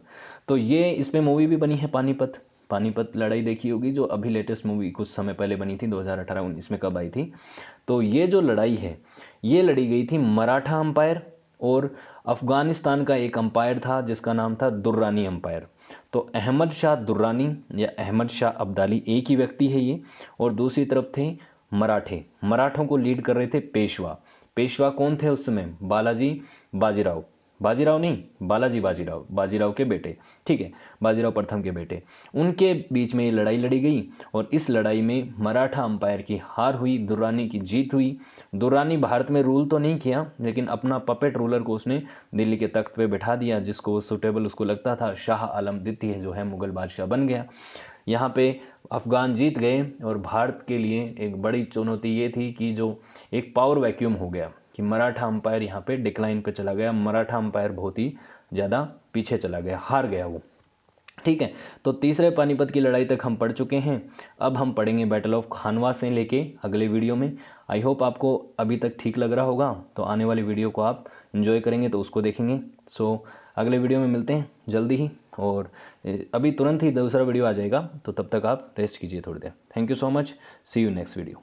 और भारत में बाबर की ऑफिशियल एंट्री हो गई और दिल्ली में मुग़ल सल्तनत की शुरुआत हो चुकी थी। उसके बाद बाबर ने कुछ लड़ाइयाँ लड़ी और उसमें से पहली लड़ाई जो थी भारत में आने के बाद वो थी खानवा का युद्ध, बैटल ऑफ खानवा। ये लड़ा गया 17 मार्च 1527 को। कहाँ है खानवा, भारत में जो राजस्थान जो है वहाँ भरतपुर एक डिस्ट्रिक्ट है और भरतपुर में ही खानवा पड़ता है। तो बैटल ऑफ खानवा जो है इसमें क्या होता है, आगरा से लगभग ये 60 किलोमीटर दूरी पे है, ये भी आप ध्यान रखिएगा। बैटल ऑफ खानवा जो लड़ा गया है वो लड़ा गया था बाबर और दूसरी तरफ राणा सांगा, मेवाड़ के जो राजा थे राणा सांगा और दिल्ली की तख्त पे उस समय बैठा था बाबर, इनके बीच में लड़ाई लड़ी गई। तो मैंने आपको बताया था कि राणा सांगा है, उन्होंने बहुत सारी लड़ाइयाँ लड़ी और बहुत सारी लड़ाइयाँ जीती, 18 लड़ाइयाँ उन्होंने अपने जीवन में जीती और उन्होंने इब्राहिम लोदी को भी हराया था। इब्राहिम लोदी को हराया था उस समय बाबर। उसके बाद बाबर ने जब इब्राहिम लोदी को हराया, उसमें भी ऐसा माना जाता है कि बाबर की कहीं ना कहीं मदद करी थी राणा सांगा ने। कुछ पत्र व्यवहार इनके बीच में हुआ था कि ये चाहते थे कि किसी भी तरीके से इब्राहिम लोदी दिल्ली में हार जाए, ठीक है। लेकिन आगे चल के बाबर जो है यहाँ राणा सांगा के लिए ही खतरा बना और बाबर ने 17 मार्च 1527 को एक युद्ध लड़ा राणा सांगा के साथ, जिसमें राणा सांगा की हार हुई। और कारण वही था कि राणा सांगा के पास तोप हथियार गोले नहीं थे और बाबर के पास उस समय तोप गोले थे, जो कि एक नई चीज़ थी। भारत में एक नई चीज़ थी, तोप गोलों का इस्तेमाल यहाँ के राजा नहीं करते थे और तोप गोलों की वजह से ये जो है बाबर इसको काफ़ी सक्सेस मिली शुरुआत में। फिर है बैटल ऑफ चंदेरी, ये भी बाबर के द्वारा लड़ा गया एक और बड़ा मेजर बैटल है, जो कि लड़ा गया था 1528 में। चंदेरी कहाँ है? चंदेरी है मालवा में, मध्य प्रदेश का जो मालवा क्षेत्र है वहाँ पे है। तो मालवा में एक रूलर हुआ करता था जिसका नाम था मेदनी राय। मेदनी राय जो है ये अफ़गान रूलर था, और अफ़गान क्या, ये एक राजपूत रूलर था, सॉरी। ये अफ़गानों को चाहता था, अफ़गानों की जो दिल्ली में रूल था उसका एक तरीके से समर्थक था। साथ ही साथ ये राणा सांगा को भी पसंद करता था, राणा सांगा का भी मददगार था। तो मेदनी राय जो है इसके साथ जो है लड़ाई लड़ी गई बाबर के द्वारा 1528 में, और उसके बाद मेदनी राय भी हार गया, यहाँ पे बाबर जीत गया। उसके बाद होता है बैटल ऑफ घाघरा या फिर battle of Ghaggar. Ghaggar river जो है ये बिहार में है, छपरा के पास जो रिवर है उसके किनारे पे ये युद्ध लड़ा गया 1529 में। इसमें जो है पूरी अफगान फोर्स जो थी, अब आप जानते हैं कि लोधी वंश जो था वो अफगान था। तो अफगानियों को जब मुगल बादशाह ने हरा दिया और मुगलों ने दिल्ली पे कब्जा कर लिया, आगरा पे कब्जा कर लिया, तो अफगान जो है बार बार कॉन्स्पिरेसी तो इनके खिलाफ कर ही रहे थे। वो बार बार चाहते थे किसी भी तरीके से मुगल तख्त को पलटा जाए और वहाँ पे फिर से अफगानियों का रूल हो, लेकिन ऐसा हो नहीं पाया। एक मेजर बैटल हुआ, बैटल ऑफ घग्गर, जिसमें क्या होता है यहाँ पे बाबर जो है इनको सभी अफगानों को हरा देता है। और ये जो है महमूद लोदी यहाँ पे होता है बिहार में, नुसरत शाह जो होता है बंगाल में, इन सभी की कंबाइंड आर्मी को बाबर हरा देता है 1529 में।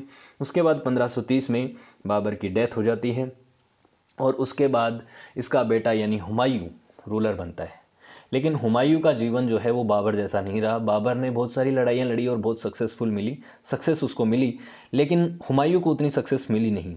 और हुमायूं के सामने था कौन? शेरशाह सुर्री। शेरशाह सुर्री जो सूर डायनेस्टी का आगे चल के फाउंडर माना जाते हैं, उसका नाम पहले फरीद खां था। बाद में जब वो रूलर बना तो शेर शाह के नाम से उसने अपनी उपाधि ली, शेर शाह सूरी बना। और शेर खां उसको बोलते थे क्योंकि शेर खान एक शेर को उसने मार दिया था, है ना। तो ये जो चीज़ें हैं ये आप जानते होंगे, लेकिन साथ ही साथ आपको ध्यान रखनी है कि चौसा और कन्नौज में दो बड़ी लड़ाइयाँ हुई। एक तरफ था हुमायूं मुगल बादशाह और दूसरी तरफ थे शेर शाह सुर्री, ठीक है। दूसरा अफगान, ठीक है, दूसरा अफगान रूल इस्टेब्लिश करने वाले व्यक्ति तो अफगानी थे, शेरशाह सूरी। तो चौसा में पहली लड़ाई हुई 26 जून 1539 को, ठीक है। चौसा पड़ता है बक्सर डिस्ट्रिक्ट में बिहार में, ठीक है। आगे चल के बक्सर का युद्ध भी हम देखने वाले हैं, याद होगा आपको। तो चौसा में युद्ध हुआ। उसके बाद क्या होता है, शेरशाह सूरी ने मुगल बादशाह को हरा दिया पहली लड़ाई में। उसके बाद इसके भाइयों के साथ मिलके हुमायूं ने फिर से मई 1540 में एक और युद्ध लड़ा कन्नौज में। कन्नौज उत्तर प्रदेश में है। यहाँ पे फिर से शेरशाह सूरी ने मुगल बादशाह हुमायूं को हराया और हुमायूं को अब देश से भागना पड़ा, दिल्ली छोड़ के, आगरा छोड़ के भागना पड़ा अपनी जान बचा के।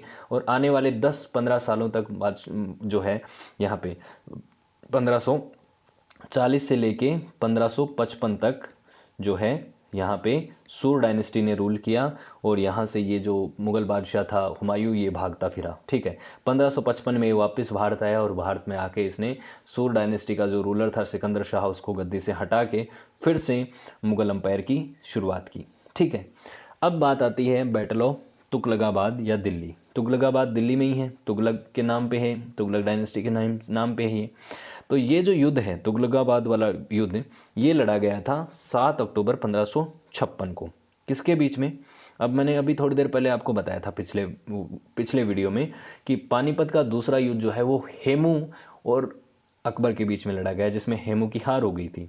लेकिन उससे पहले ज्यों ही हुमायूं की डेथ हुई, डेथ के तुरंत बाद हेमू ने यहाँ पे तुगलकाबाद फोर्ट पे अटैक कर दिया। सिर्फ तुगलकाबाद नहीं, बहुत सारे जो मुगल गवर्नर थे उन पे अटैक कर दिया और यहाँ पे खुद को एम्परर घोषित कर दिया कि अब वो एम्परर है, वो विक्रमादित्य की उपाधि भी धारण कर ली।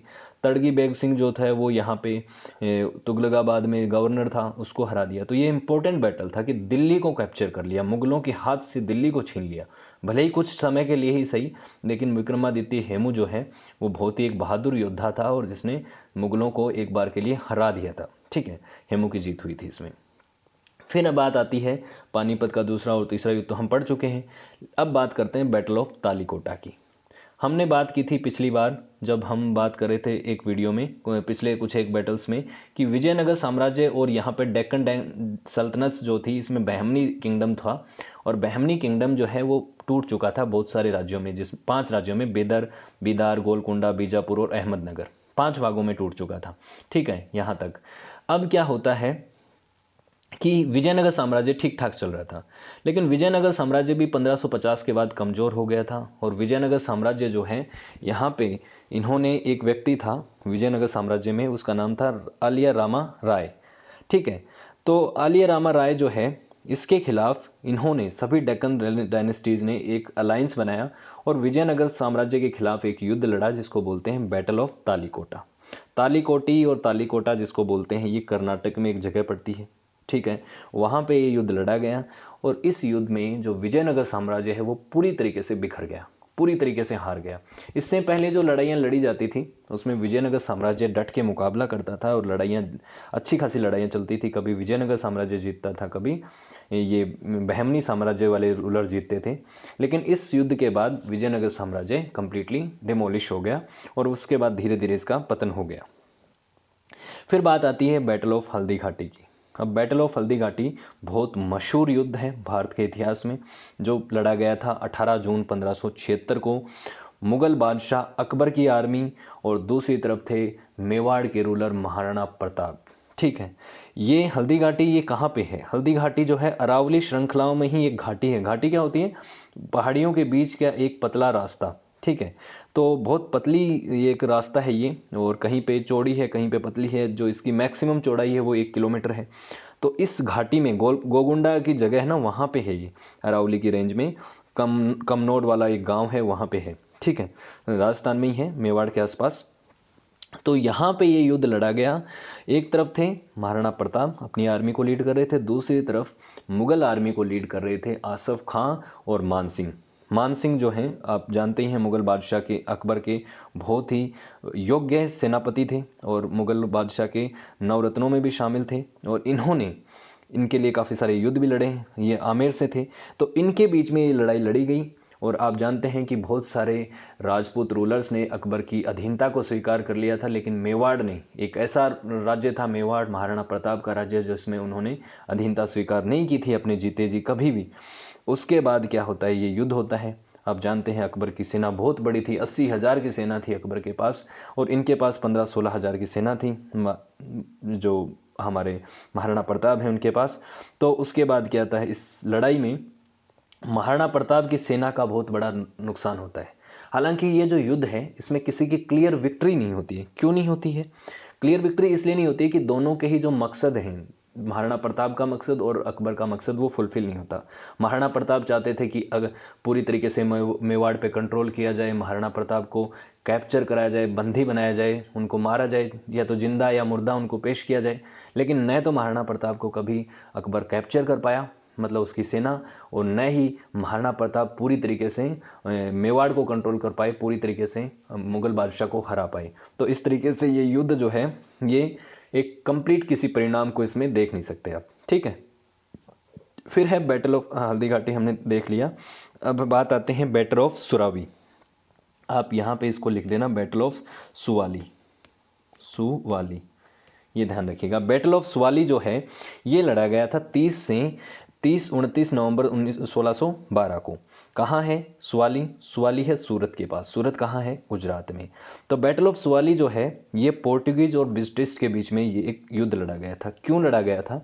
आप जानते होंगे कि भारत में थॉमस रो आया था भारत में। उसके पहले जहांगीर के समय में ब्रिटिशर्स ने अपने दूत को भेजा था यहाँ पे, मैं नाम रिकॉल नहीं कर पा रहा हूँ। थॉमस रो से पहले एक व्यक्ति आया था, कैप्टन हॉकिंस। हाँ, तो कैप्टन हॉकिंस जो है 1608-9 में भारत में आया था और उसने परमिशन मांगी थी कि वो सूरत में अपनी फैक्ट्री इस्टेब्लिश करना चाहते हैं।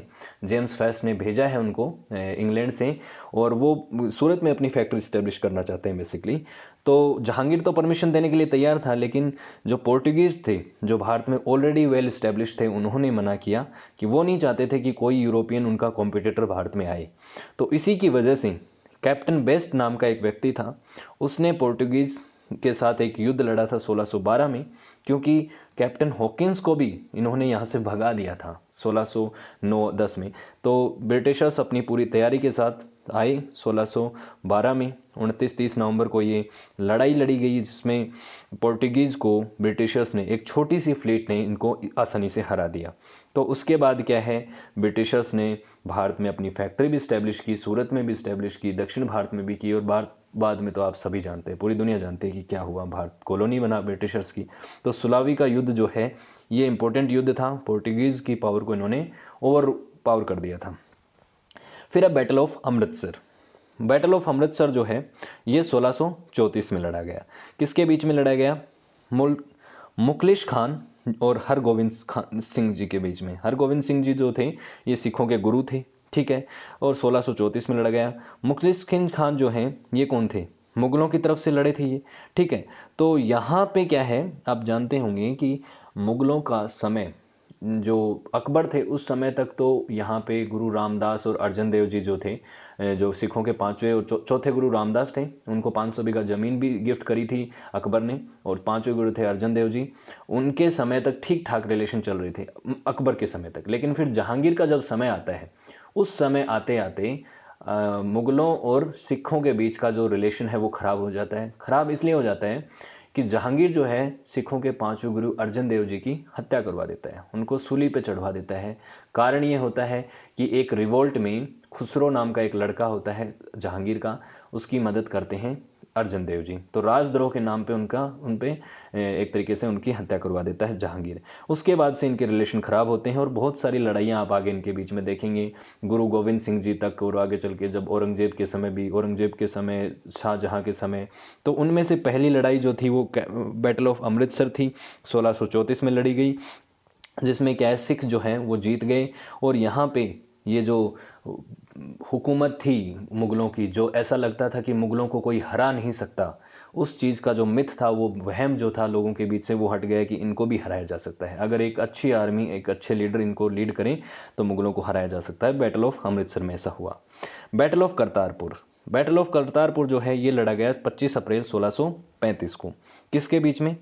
1635 में क्या होता है, पहली बात तो करतारपुर क्या है। करतारपुर कॉरिडोर के बारे में भी आपने सुना होगा, भारत और पाकिस्तान के बीच में एक कॉरिडोर बन रहा था, जालंधर के पास है, वहाँ पे है ये ठीक है। तो हरगोविंद सिंह जी जो हैं उनके टाइम पे ये लास्ट युद्ध लड़ा गया था, और शाहजहाँ इस समय मुगल बादशाह था, उसके समय पे ये युद्ध लड़ा गया।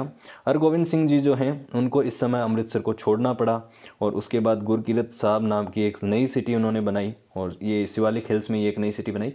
तो पीछे हटना पड़ा मुगलों को, मुगलों से थोड़ा पीछे हटना पड़ा, क्योंकि मुगलों की बहुत पावरफुल आर्मी थी। और हालांकि सिख जो है इसमें पूरी तरीके से हारे नहीं, उन्होंने डट के मुकाबला किया और वो थोड़ा पीछे हट गए, बस इतना ही है। एक तरीके से देखें तो यहाँ पे कहीं ना कहीं शाहजहाँ की जीत तो थी। फिर है battle of Pratapgarh. Battle of Pratapgarh जो है ये लड़ा गया 10 नवंबर 1659 को। प्रतापगढ़ कहाँ पे है? सतारा डिस्ट्रिक्ट, पुणे में। सतारा वही जो कि बाद में आगे चल के कैपिटल बनी थी छत्रपति की, मतलब छत्रपति जो है इनकी कैपिटल बदलती रही थी ना, जो छत्रपति शिवाजी महाराज और उनके आगे चल के वंशज थे। तो सतारा जो है ये मराठों की राजधानी रही थी, और पुणे में है, ये पुणे के पास है महाराष्ट्र में। तो ये जो युद्ध है ये किसके बीच में लड़ा गया? ये लड़ा गया छत्रपति शिवाजी और अफजल खान के बीच में। आप जानते हैं छत्रपति शिवाजी अपनी कम एज में ही 1630 में उनका जन्म हुआ था, आगे चल के उन्होंने कम एज में ही क्या है अटैक करना शुरू कर दिया था। अलग अलग उन्होंने फोर्ट जीते, अपने लाइफ स्पैन में उन्होंने 100 के आसपास किले जीते हैं। तो आसफ खां के बीच में युद्ध लड़ा गया और शिवाजी की यहाँ पे जीत हुई, और मराठों ने आदिल शाही फोर्स को हरा दिया। आसफ खां उस समय आदिल शाही फोर्स के खिलाफ लड़े थे, गोलकुंडा और बीजापुर रियासत के खिलाफ इस युद्ध को लड़े थे। आगे चल के तो ये मुगलों से भी युद्ध लड़ेंगे, ठीक है। फिर लड़ाइयाँ लड़ेंगे, बहुत सारी छोटी छोटी लड़ाइयाँ होंगी, कभी शिवाजी को जीत मिलेगी, कभी मुगलों को मिलेगी। तो मराठा विक्ट्री हुई और उसके बाद मराठा एक छोटा सा अंपायर शुरू हुआ था, और आगे चल के अब मेडाइवल पीरियड में हम देखेंगे कि मुगलों के बाद जो सबसे पावरफुल एम्पायर बना वो था मराठों का। फिर है battle of Kolhapur. Battle of Kolhapur एक और बड़ा बैटल था जो छत्रपति शिवाजी और आदिल शाही फोर्स के बीच में लड़ा गया। अगेन 28 दिसंबर 1659 को कोल्हापुर जो जगह है यहाँ पे छत्रपति शिवाजी ने इनको हरा दिया, फिर से हरा दिया। किसको? आदिल शाही फोर्स को, बीजापुर को। ठीक है।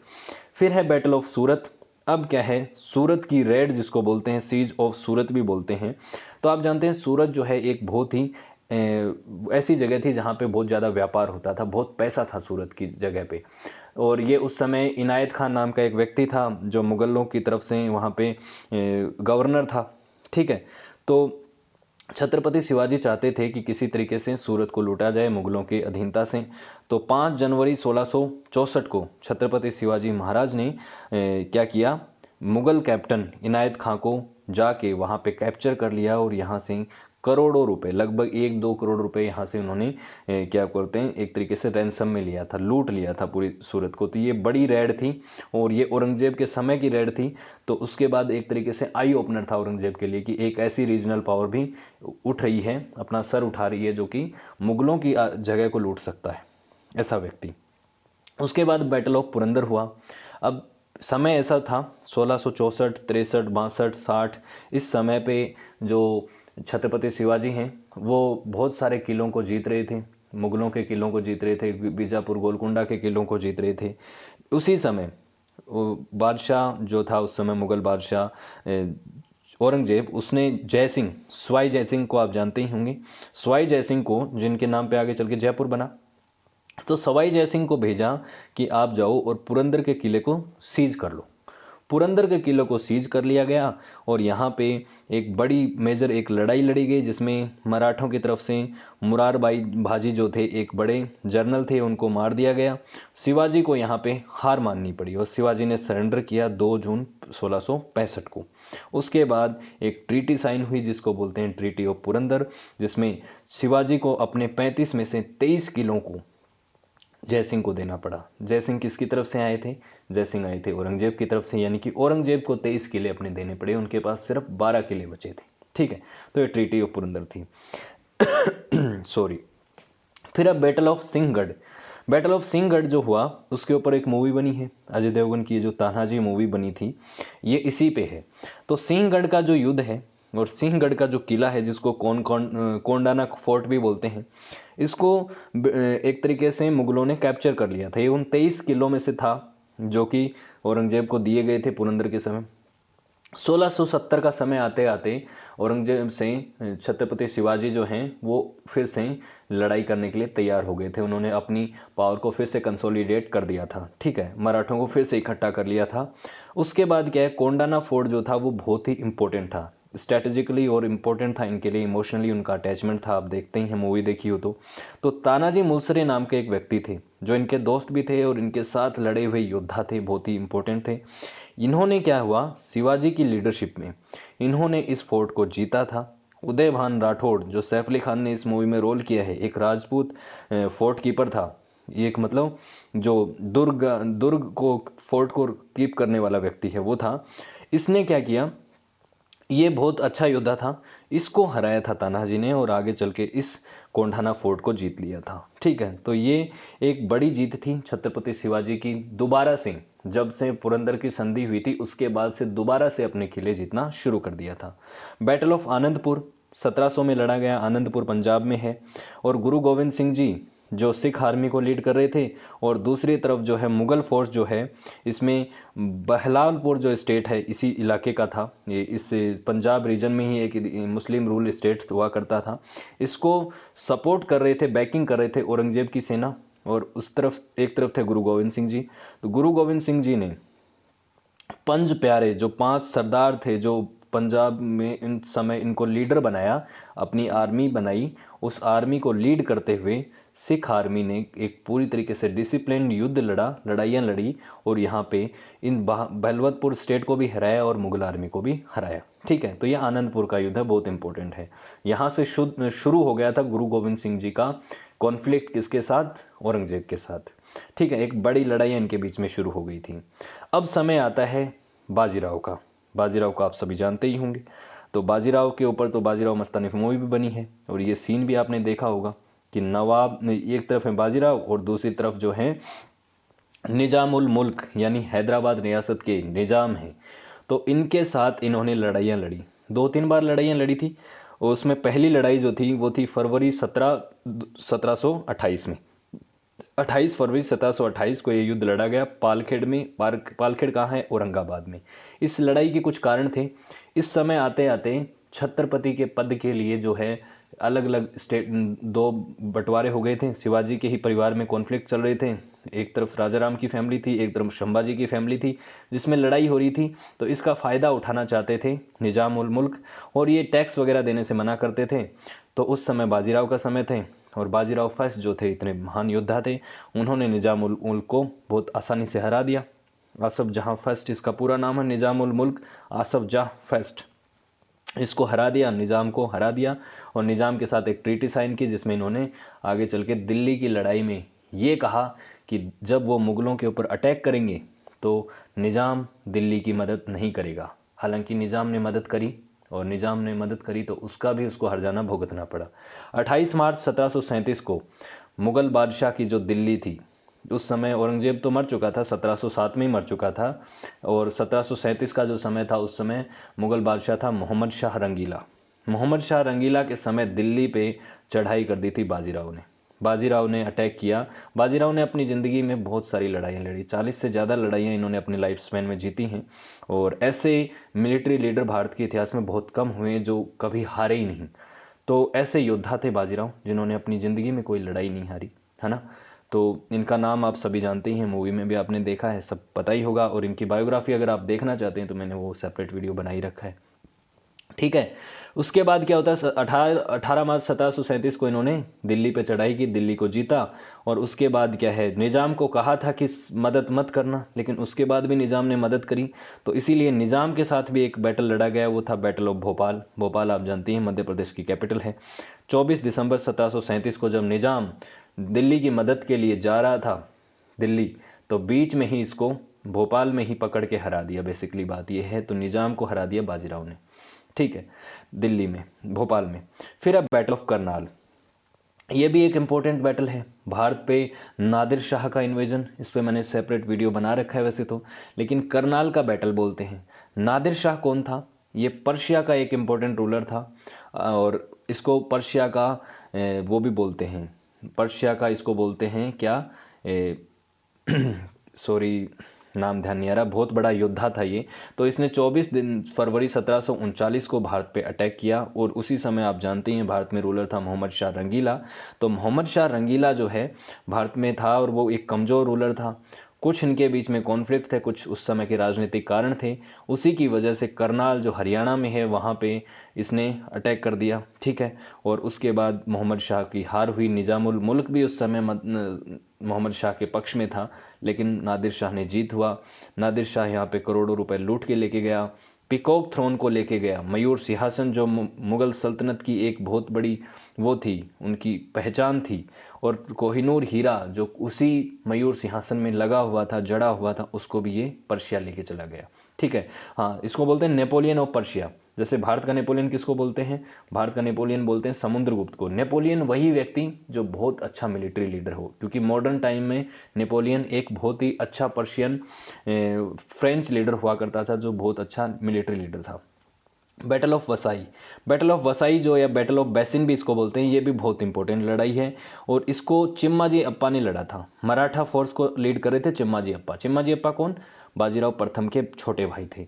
और ये जो हैं इन्होंने किस पे अटैक किया था? ये किया था पोर्टुगीज़ पे।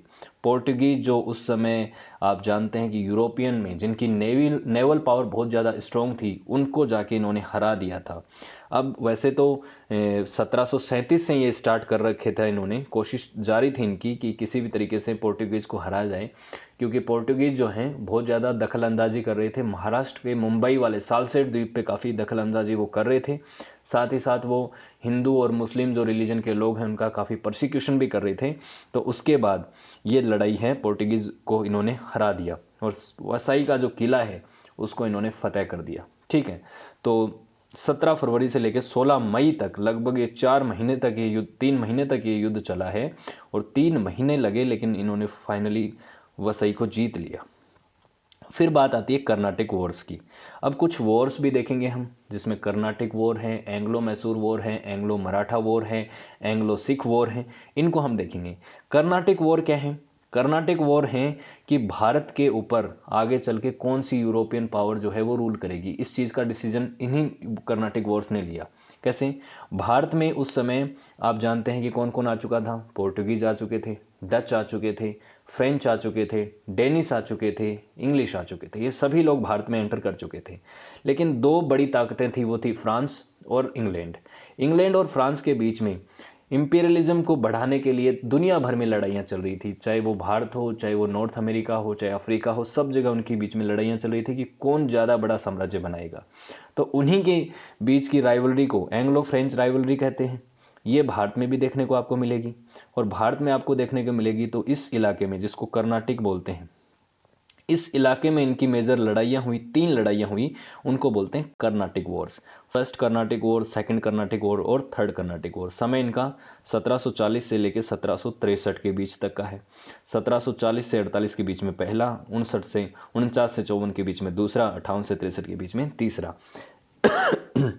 हर एक बैटल को मैंने सेपरेट वीडियो बना के बता रखा है। हर बैटल के कुछ तत्कालीन कारण थे, कुछ कारण थे।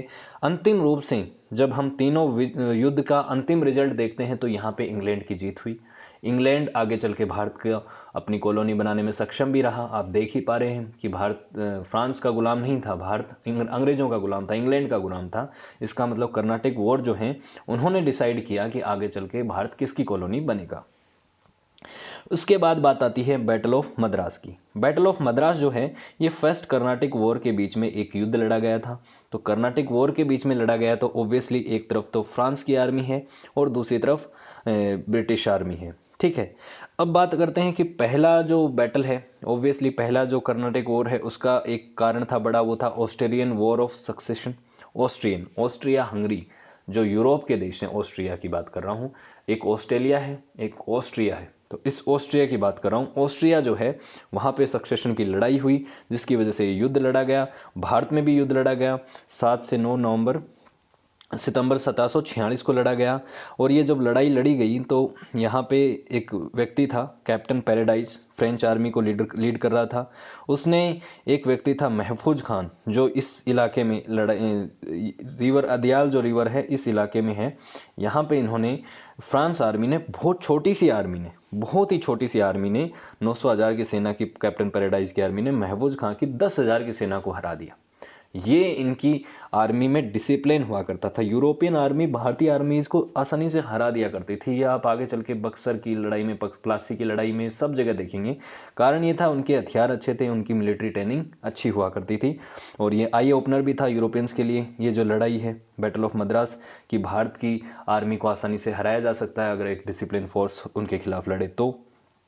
उसके बाद ये जो बैटल लड़ा गया, इसमें कुछ एक बार के लिए मद्रास को कैप्चर कर लिया था फ्रांस ने। मद्रास उस समय, वैसे तो मद्रास कंट्रोल में रहा करता था एक तरीके से ब्रिटिशर्स के, लेकिन मद्रास को कैप्चर कर लिया फ्रांस ने तो फ्रांस के कंट्रोल में चला गया। लेकिन उसी तरीके से यहाँ पे मद्रास को अगर जीता फ्रांस ने तो नॉर्थ अमेरिका में कुछ जगह को ब्रिटिशर्स ने जीत लिया था। और लेकिन कुछ समय बाद क्या हुआ, एक ट्रीटी साइन हुई और एक ये वॉर जो है इनके बीच में, फर्स्ट कर्नाटिक वॉर जो है, ये कैसे ख़त्म हुआ। ऑक्सियला शैपेल नाम की एक ट्रीटी साइन हुई थी, जिसमें क्या हुआ कि जिसके पास जो पहले था वही रहेगा, कोई जगह जो है वो किसकी बदलेगी नहीं। मद्रास वापस किसको दिया जाएगा, इंग्लिश को दिया जाएगा, और पौंडीचेरी इनके पास रहेगा, फ्रांस के पास रहेगा। साथ ही साथ नॉर्थ अमेरिका में जो इलाका ब्रिटिशर्स ने जीता है फ्रांस से, वो उनको वापस लौटा दिया जाएगा। ठीक है, तो ये था बैटल ऑफ मद्रास। किसी तरीके का इसमें चेंज नहीं हुआ, उनकी किसी भी टेरिटरी में चेंज नहीं हुआ। फिर है बैटल ऑफ अंबूर। ये सेकंड कर्नाटिक वॉर का रीजन था, सेकंड कर्नाटिक वॉर का पार्ट रहा। और 3 अगस्त 1749 को बैटल ऑफ अंबूर लड़ा गया। अंबूर जो है ये भी दक्षिण भारत में, यहाँ पे एक जगह है छोटी सी कर्नाटिक क्षेत्र में। और यहाँ पे क्या है, इस बैटल में काफ़ी कुछ चल रहा था। एक तरफ हैदराबाद का निज़ाम किसको सपोर्ट कर रहा है, वो किसको सपोर्ट है, मैसूर किसको सपोर्ट कर रहा है, काफ़ी कुछ चीज़ें चल रही थी। तो उस समय मुजफ्फर जंग नाम का एक व्यक्ति था, इसको सपोर्ट कर रहे थे फ्रांसिस, जोसेफ फ्रांस्कोआ डुप्लेक्स इसको सपोर्ट कर रहे थे। दूसरी तरफ चांद साहब थे, और चांद साहब जो हैं, हाँ सॉरी, मुजफ्फर जंग और चांद साहब जो हैं, इन्होंने ये क्या करना चाहते थे, इनके बीच में लड़ाई चल रही थी, थ्रोन की लड़ाई। तो लड़ाई चल रही थी कि कर्नाटक के बीच में कौन कौन जीतेगा, नासिर जंग जीतेगा, मुजफ्फर जंग जीतेगा। तो एक तरफ हो गया मुजफ्फर जंग जिसको सपोर्ट कर रहा है फ्रांस यानी कि फ्रांस्कोआ डुप्लेक्स, और नासिर जंग को सपोर्ट कर रहे हैं ब्रिटिशर्स।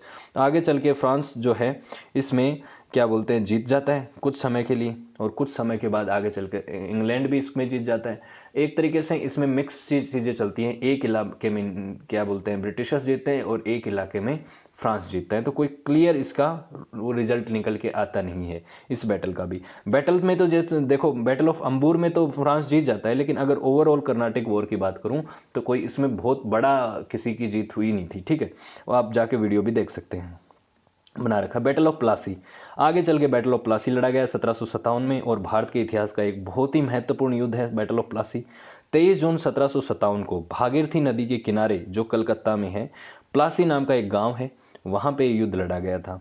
किसके बीच में, एक तरफ थे भारत में नवाब ऑफ बंगाल जिनका नाम था सिराजुद्दौला, और दूसरी तरफ थे ब्रिटिश आर्मी के लीडर रॉबर्ट क्लाइव, जो कि बहुत अच्छे मिलिट्री लीडर जिनको माना जाता है भारत में आगे चल के वो बंगाल के गवर्नर भी बने। तो इस युद्ध में सिराजुद्दौला को रॉबर्ट क्लाइव ने हरा दिया। कारण बहुत सारे थे कि एक तो इनको धोखा दे दिया था मीर जाफर ने, और उसके बाद सिराजुद्दौला हार गए। और उसके बाद ये पहला ऐसा मेजर बैटल था जिसमें ब्रिटिशर्स ने भारत की किसी टेरिटरी पे अपना आधिपत्य स्थापित कर दिया था। एक तरीके से ये नींव रख दी थी उन्होंने ब्रिटिश एम्पायर की। अब ब्रिटिश एम्पायर शुरू हो चुका है, बैटल ऑफ प्लासी। और उसके बाद बैटल ऑफ बक्सर हुआ तो वो क्लियर ही हो गई कि अब तो एक तरीके से भारत में रूल बंगाल जो है वो पूरी तरह से कंट्रोल आ गया था इनके। हम उसकी बात भी करेंगे, लेकिन उससे पहले एक बैटल लड़ा गया 1760 में। 22 जनवरी 1760 को बैटल ऑफ वेंडीवाश। बैटल ऑफ वेंडीवाश जो है ये तीसरे कर्नाटिक वॉर का भी हिस्सा है और 7 ईयर वॉर का भी है। दोनों के बारे में सेपरेट वीडियो बना रखा है। 7 ईयर वॉर जो है 7 वर्षीय युद्ध जो है फ्रांस और इंग्लैंड के बीच में लड़ा जाने वाला युद्ध था, जिसमें अंतिम रूप से इंग्लैंड की जीत हुई। और उसमें वेंडीवाश जो है तमिलनाडु में एक छोटा सा जगह है, जहाँ पे फ्रांस आर्मी को लीड कर रहे थे काउंट डेल एलेली, और ब्रिटिश आर्मी को कर रहे थे सर आइली कूट। आइली कूट जो है बहुत ही फेमस इनके लीडर हुआ करते थे, मिलिट्री गवर्नर हुआ करते थे, जिन्होंने बहुत सारी लड़ाइयाँ जीती थी ब्रिटिशर्स के लिए, और ब्रिटिशर्स इस लड़ाई को जीत गए। 7 ईयर वॉर्स को जीतते ही ब्रिटिशर्स जो हैं फ्रांस से ज़्यादा पावरफुल हो गए, और उन्होंने अपनी मनमर्जी से दुनिया भर के इलाकों में अपना आधिपत्य स्वीकार किया, और फ्रांस को स्पेशली उन्होंने भारत से भगा दिया। एक तरीके से भगा तो नहीं दिया, कुछ इलाकों में फ्रेंच रहे, लेकिन उनकी कंट्रोल में रख लिया उनको। अब वो उनकी सीमाएं बड़ छोटी रह गई थी, अब ब्रिटिशर्स जो हैं वो पावरफुल हो गए थे। ये बैटल ऑफ वेंडीवाश था, अंतिम लड़ाई थी ये जो कर्नाटिक वॉर में। ठीक, बैटल ऑफ बक्सर 22-23 अक्टूबर 1764 को लड़ा गया। किसके बीच में, एक तरफ थी ब्रिटिश फोर्स और दूसरी तरफ थी joint army of Nawab of Awadh, Nawab of Bengal और मुगल बादशाह, मुगल एम्परर। मुगल बादशाह, अवध के नवाब और बंगाल के नवाब, तीनों को मिलके ब्रिटिश आर्मी ने अकेले हरा दिया। मीर कासिम इसमें नवाब ऑफ बंगाल था, जिसको किसी टाइम ब्रिटिशर्स ने ही वहाँ का नवाब बनाया था, लेकिन ब्रिटिशर्स जो है ट्रेड जो उनको छूट मिली थी, ट्रेड प्रिविलेज जो मिले थे, उसका मिसयूज़ कर रहे थे, और उसकी वजह से इनके बीच में नवाब ऑफ बंगाल के बीच में कॉन्फ्लिक्ट हो गया। और उसके बाद ब्रिटिश ईस्ट इंडिया कंपनी और यहाँ पे बाकी इन तीनों के बीच में लड़ाई लड़ी गई। यहाँ बक्सर की लड़ाई में ब्रिटिश ईस्ट इंडिया कंपनी जीत गई फिर से। तो एंग्लो मैसूर वॉर क्या है, एंग्लो का मतलब क्या होता है, इंग्लिश, और मैसूर मतलब मैसूर किंगडम। तो अंग्रेजी हुकूमत यानी ब्रिटिश ईस्ट इंडिया कंपनी उस समय भारत में थी और मैसूर किंगडम जो था उसके बीच में युद्ध लड़े गए थे। मैसूर किंगडम के बारे में आप जानते ही होंगे, टीपू सुल्तान जहाँ का रूलर था वही मैसूर किंगडम, ये वाला मैसूर। ठीक है, तो 4 लड़ाइयाँ लड़ी गई लेटर हाफ जो है 18th सेंचुरी का उसके बीच में। हालांकि अंतिम रूप से जब ये युद्ध खत्म हुए चारों, तो यहाँ पे ब्रिटिश ईस्ट इंडिया कंपनी जीत गई और मैसूर किंगडम जो है वो हार गया। लेकिन ऐसे ही नहीं, आसानी से नहीं। भारत में बहुत कम ऐसे रूलर थे जिन्होंने ब्रिटिशर्स का सामना इतना ढंग से किया जितना कि मैसूर ने किया। मैसूर ने इनके सामने घुटने नहीं टेके, आसानी से नहीं हारा। जैसे कि कुछ बैटल्स में प्लासी हार गए, और जिस तरीके से बक्सर की लड़ाइयाँ हार गए थे ब्रिटिशर्स से भारतीय रूलर्स, उस तरीके से ब्रिटिशर्स के सामने मैसूर हारा नहीं। शुरुआती दोनों वॉर्स में यहाँ पे जो रूलर था वो था हैदर अली यानी टीपू सुल्तान के पिताजी। तो फर्स्ट एंग्लो मैसूर वॉर जो है वो 1767 से 69 के बीच में लड़ा गया और मैसूर काफ़ी बड़ा हुआ करता था उस समय। मैसूर जो है इसकी हिस्ट्री काफ़ी लंबी रही है। मैसूर की हिस्ट्री मैंने पढ़ाई है, उसमें इनके ऊपर पेशवा भी अटैक करते रहते, निजाम भी करता रहता था, कर्नाटक वाला क्षेत्र भी अटैक करता रहता था। लेकिन पेशवा से कभी कभार हार भी जाते थे, लेकिन बाकियों से ये डट के मुकाबला करते थे और ढंग से। पेशवाओं को भी इन्होंने हराया है। जब तीसरा पानीपत का युद्ध हार गए थे पेशवा, ये मतलब मराठे, तो उसके बाद काफ़ी बड़ी टेरिटरी को पेशवा की मैसूर ने जीता। हालांकि उसके बाद माधवराव के समय वापस इनको एक बार हार का सामना पड़ा मैसूर को। तो बात यह है, पहला एंग्लो मैसूर वॉर जब हुआ तो निजाम और पेशवा ने शुरुआती समय में अंग्रेज़ों का साथ दिया, लेकिन बाद में अंतिम समय में पेशवा और निजाम दोनों ही मैसूर की तरफ हो गए। और ये हैदर अली की बहुत ही डिप्लोमेटिक एक तरीके से पॉलिसी थी जिसकी वजह से ये इनकी तरफ हो गए, और अच्छे वो डिप्लोमेट थे हैदर अली, और यहाँ से मैसूर जो है पहला एंग्लो मैसूर वॉर जीत गया। ठीक है, दूसरा एंग्लो मैसूर वॉर हुआ जिसमें किसी तरीके का कोई परिणाम नहीं हुआ और एक तरीके से मद्रास को भी कैप्चर कर लिया था हैदर अली और टीपू सुल्तान, उनके बेटे टीपू सुल्तान ने, और यहाँ पे मजबूरन मद्रास में ट्रीटी साइन करनी पड़ी थी ब्रिटिशर्स को। तो पहले दोनों जो वॉर हुए थे, फर्स्ट एंग्लो मैसूर वॉर और सेकंड एंग्लो मैसूर वॉर, इसमें आप देखेंगे कि मैसूर किंगडम जो है वो भारी था ब्रिटिशर्स पे। और कारण यही था, एक तो मैसूर किंगडम की आर्मी भी अच्छी खासी थी, लेकिन बड़ा जो फैक्ट था वो ये था कि जिसकी तरफ निजाम और पेशवा होंगे उसी की जीत होगी। तो पहले दोनों लड़ाइयों में निजाम और पेशवा जो है, पहले में स्पेशली पहले की बात करूं तो पेशवा और निजाम जो है ब्रिटिशर्स के खिलाफ थे और हैदर अली के पक्ष में थे। तो ये आसानी से हैदर अली जीत गए क्योंकि तीनों ने मिलकर अंग्रेज़ों को हरा दिया।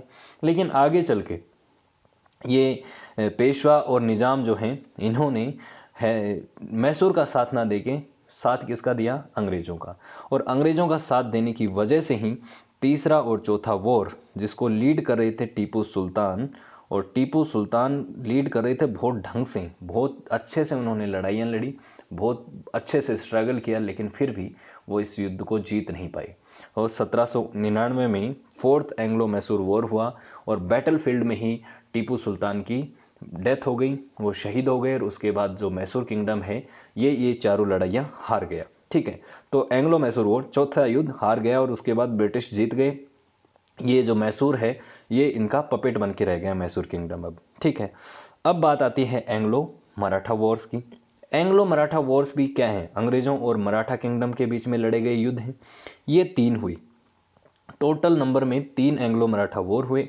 ये कितने हुए, 4 एंग्लो मैसूर वॉर हुए। आगे चल के हम पढ़ेंगे एंग्लो सिख वॉर, तो वो 2 हुई। तो एंग्लो मराठा, एंग्लो सिख और एंग्लो मैसूर तीनों के बारे में हमें ध्यान रखना। हालांकि आगे चल के अगर देखें तो एंग्लो अफगान वॉर भी है, लेकिन हम यही तीनों के बारे में बात करेंगे ज़्यादा। ठीक है, तो मराठा आर्मी, मराठा फोर्सेस जो पानीपत की तीसरी लड़ाई के बाद कमज़ोर हो चुकी थी। उसके बाद क्या होता है, माधवराव, पेशवा माधवराव जो कि बहुत ही अच्छे पेशवा थे, आगे चल के बाजीराव के बाद अगर किसी पेशवा का बहुत बड़ा नाम है वो है माधवराव। माधवराव ने मराठा आर्मी को कंसोलिडेट किया, मराठों की ताकत को इकट्ठा किया, बहुत सारी लड़ाइयाँ जीती फिर से, और फिर से मराठों को एक उसी रेस्पेक्ट पे पहुंचाया जैसा कि उनकी हुआ करती थी। लेकिन क्या हुआ फिर उसके बाद, माधवराव की अर्ली एज में 27 साल की एज में डेथ हो गई। और उसके बाद क्या है कि इन मराठों में आपस में ही पेशवा बनने की होड़ मच गई और उनके बीच में रघुनाथ राव और दूसरी तरफ ये इनके बीच में लड़ाइयाँ चलने लग गई, रघुनाथ राव और माधव राव के साइड के जो लोग हैं उनके बीच में। उसका फ़ायदा उठाया ब्रिटिशर्स ने। उसके बाद लड़ाइयाँ शुरू हो गई, कुछ कारण बने, first Anglo Maratha war, second third, और इनके बीच में कुछ कारण बने। उन सब को हमने सेपरेट वीडियो बना रखा है, क्योंकि हर एक एंग्लो मराठा वॉर के बारे में आप 10-15 मिनट तो सुन ही सकते हैं, तभी जाके उसके बारे में जानेंगे। तो बात यहाँ पे ये है कि पहला एंग्लो मराठा वॉर हुआ 1775 से लेकर 82 के बीच में, दूसरा 1803 से 1805 के बीच में, तीसरा 1817 से लेकर 1818 के बीच में। तीनों ही वॉर में अगर आप ओवरऑल देखेंगे तो ब्रिटिशर्स को ही फायदा मिला है ज़्यादातर, ठीक है। और अंतिम रूप से तीसरा एंग्लो मराठा वॉर जब हुआ, तब तो पूरी तरीके से मराठा आर्मी जो है वो हार गई, हर तरीके से। मराठे में पेशवा और उनके अलाई जितने भी हैं, चाहे वो होलकर हों, चाहे वो एक तरीके से सिंधिया हों, ठीक है, और ये सब लोग जो हैं, इनके लोग साथ में हार गए। तो उसके बाद क्या है, 1818 में बाजीराव सेकंड, बाजीराव फर्स्ट नहीं, वो तो पेशवा बाजीराव फर्स्ट जो है वो बाजीराव मस्तानी वाले वो नहीं, बाजीराव सेकंड जो हैं, उस व्यक्ति को अंतिम रूप से पेशवा के पद से हटा के जबरदस्ती वहां से रिटायर किया गया और बिठूर में, जो कानपुर के पास एक जगह है, वहां पे भेज दिया गया पेंशन पे। तो ब्रिटिशर्स ने पेशवा का पद ही खत्म कर दिया 1818 में, जब तीसरा एंग्लो मराठा वॉर हुआ। और उसके बाद जो है मराठा जो एक इतना बड़ा एक तरीके से पावर था, बहुत पावरफुल एम्पायर हुआ करता था, अब वो छोटा सा छत्रपति रह गया कहाँ पे, सतारा में, ठीक है। तो प्रताप सिंह एक व्यक्ति थे जो छत्रपति शिवाजी महाराज की ब्लड लाइन से आगे आते थे, उनको इन्होंने इंस्टॉल कर दिया और रूलर बना दिया, ठीक है। तो एंग्लो मराठा वॉर भी ब्रिटिशर्स हार जीत गए, ठीक है। पहले एंग्लो मैसूर वॉर जीत ही चुके हैं 1799 तक। उसके बाद एंग्लो सिख वॉर हुए। अब सिख अंपायर जो है उसकी हिस्ट्री हमने पढ़ी हुई है, मॉडर्न हिस्ट्री में देखा ही होगा। रणजीत सिंह जी की जो हिस्ट्री है हमने डिटेल में पढ़ी है, अगर आपने वीडियो देखा हो तो देख लीजिएगा, नहीं देखा हो तो देख लीजिएगा। रणजीत सिंह जी ने सिख अंपायर की नींव रखी थी। रणजीत सिंह के जीते जीतो अंग्रेजों और सिखों के बीच में डिप्लोमेटिक रिलेशन चल रहे थे। दोनों जानते थे, रणजीत सिंह भी जानते थे कि अंग्रेजों के साथ लड़ाई लड़ना उनके लिए फायदेमंद नहीं है, और अंग्रेज भी जानते थे कि रणजीत सिंह इतने कमज़ोर नहीं है कि उनको आसानी से हराया जा सके, और उनके साथ लड़ाई लड़ना उनके लिए भी फायदेमंद नहीं था। लेकिन जब ही रणजीत सिंह जी की डेथ हुई, उसके बाद जो है सिख अंपायर इतना पावरफुल रहा नहीं, सिख अंपायर में इतने दूरदर्शी लीडर आए नहीं जो कि डिप्लोमेसी इस्टेब्लिश कर पाए ब्रिटिशर्स के साथ। इसीलिए दो इनके बीच में लड़ाइयाँ हुई। 1545-46 के बीच में पहला एंग्लो सिख वॉर हुआ, और दूसरा एंग्लो सिख वॉर हुआ 1848 से 49 के बीच में। अंतिम रूप से इन दोनों ही लड़ाइयों में अंग्रेज जो हैं उनकी जीत हुई, ब्रिटिश ईस्ट इंडिया कंपनी इसको जीत चुकी थी। और यहाँ आते आते लॉर्ड डलहौजी जो है ब्रिटिश वायसराय, वो वायसराय क्या, गवर्नर जनरल बन चुका था भारत का। उस समय गवर्नर जनरल ही हुआ करता था, वायसराय तो 1858 के बाद शुरू हुआ। तो उसने क्या हुआ, भारत को अलग अलग क्षेत्रों में जीतना शुरू कर दिया। सिंध को जीता है, इधर जाके सिंध सिखों को जीता है। उसके बाद आपको जानते ही हैं फर्स्ट वॉर ऑफ इंडिपेंडेंस हुआ, 1857 की क्रांति, रिवोल्ट ऑफ 1857 बोलते हैं, सिपोई म्यूटिनी भी बोलते हैं, ठीक है। इसके कुछ बहुत मेजर बहुत सारे कारण बहुत सारे हैं। कैसे हुआ वो एक लंबा प्रोसेस है। बात यही जाननी है कि 10 मई 1857 से 1 नवंबर 1858 तक ये वॉर जो है इंडिपेंडेंस का चला। हालांकि इस वॉर में भारतीय रूलर्स, भारत के जो रिबेलियंस थे, जो भी ब्रिटिश हुकूमत के खिलाफ, ब्रिटिश ईस्ट इंडिया कंपनी के खिलाफ लड़ रहे थे, उनकी एक तरीके से उनको सक्सेस नहीं मिली। ये महारानी लक्ष्मीबाई हैं, इनके राज्य को भी इन्होंने जो है पॉलिसी ऑफ, आप जानते ही हैं, जो लॉर्ड डलहौजी की राज्य हड़प नीति थी, उससे लेने की कोशिश की थी। लेकिन इन लोगों को भले ही सक्सेस नहीं मिली, भारत आज़ाद नहीं हो पाया 1857 में, लेकिन इस लड़ाई के कुछ रिजल्ट रहे, और वो रिजल्ट ये रहे कि ईस्ट इंडिया कंपनी का जो राज था भारत में, उसको ख़त्म कर दिया गया। अब British east India company Bharat को रूल नहीं करेगी। आगे चल के 1858 से ब्रिटिश क्राउन जो है, डायरेक्ट ब्रिटिश क्राउन जो है, ब्रिटिश गवर्नमेंट जो है वो इसको रूल करेगा। महारानी विक्टोरिया का रूल इसमें इस्टेब्लिश होगा। भारत जो है ईस्ट इंडिया कंपनी के अधीन नहीं रहेगा, और वाइस राय का पद यहाँ पे इस्टेब्लिश किया गया, ठीक है। तो ये चीज़ थी, यहाँ पे ये लड़ाई लड़ी गई। भारत का पहला आज़ादी का युद्ध था ये। फिर आप जानते हैं आगे चल के काफ़ी भारत कॉलोनी बन के रहा। साल 1947 तक भारत ब्रिटिशर्स का गुलाम रहा। लेकिन साल 1947 में जब भारत आज़ाद हुआ तो आज़ादी मिलते ही तुरंत भारत को एक युद्ध लड़ना पड़ा। और वो युद्ध किसके साथ लड़ना पड़ा? पाकिस्तान के साथ। भारत जब आज़ाद हुआ 15 अगस्त 1947 को, उसी समय 14 अगस्त 1947 को एक और मुल्क भी बना था, वो था पाकिस्तान। धर्म के आधार पर पाकिस्तान एक मुस्लिम रूल स्टेट बना था और भारत के साथ उसकी शुरुआत में ही कुछ ना कुछ कॉन्फ्लिक्ट चल रहे थे और वो उनमें से एक था कश्मीर का कॉन्फ्लिक्ट, जो आज तक चलता आ रहा है, आप सभी जानते हैं। साल 1947 में ही अक्टूबर महीने में पाकिस्तान और भारत दोनों ही कन्विंस कर रहे थे कश्मीर को कि वो इंस्ट्रूमेंट ऑफ एक्सेशन का साइन कर दे। पाकिस्तान चाहता था कि कश्मीर पाकिस्तान में मिले, भारत चाहता था भारत में मिले। भारत के वहाँ पे राजा हरि सिंह थे, उन्होंने किसी भी इंस्ट्रूमेंट ऑफ एक्सेशन पे साइन नहीं किया था तब तक, कि न तो वो भारत में मिलना चाह रहे थे तब तक, न वो पाकिस्तान में मिल रहे थे। दोनों ही तरफ उनका अभी तक मना नहीं था मन की वो किस में मिलना चाहते हैं, वो स्वतंत्र रहना भी चाहते थे। ठीक है, तो उन्होंने इंस्ट्रूमेंट ऑफ एक्सेशन पे साइन नहीं किया था।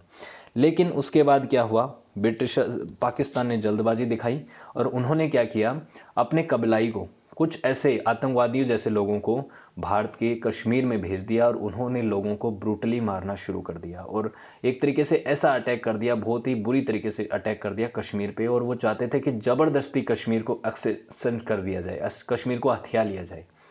उसी समय इंस्ट्रूमेंट ऑफ एक्सेशन जो था वो भारत की तरफ साइन कर दिया राजा हरि सिंह ने और भारत से मदद मांगी और कहा कि किसी भी तरीके से भारत जो है वो उनको, पाकिस्तान की सेना को, यहाँ से उनके लोगों को भगाए। तो इस वजह से भारत और पाकिस्तान के बीच में पहला युद्ध लड़ा गया, जिसको कश्मीर युद्ध भी कहते हैं, फर्स्ट कश्मीर वॉर भी कहा जाता है। भारत 47-48 में इस युद्ध को लड़ा।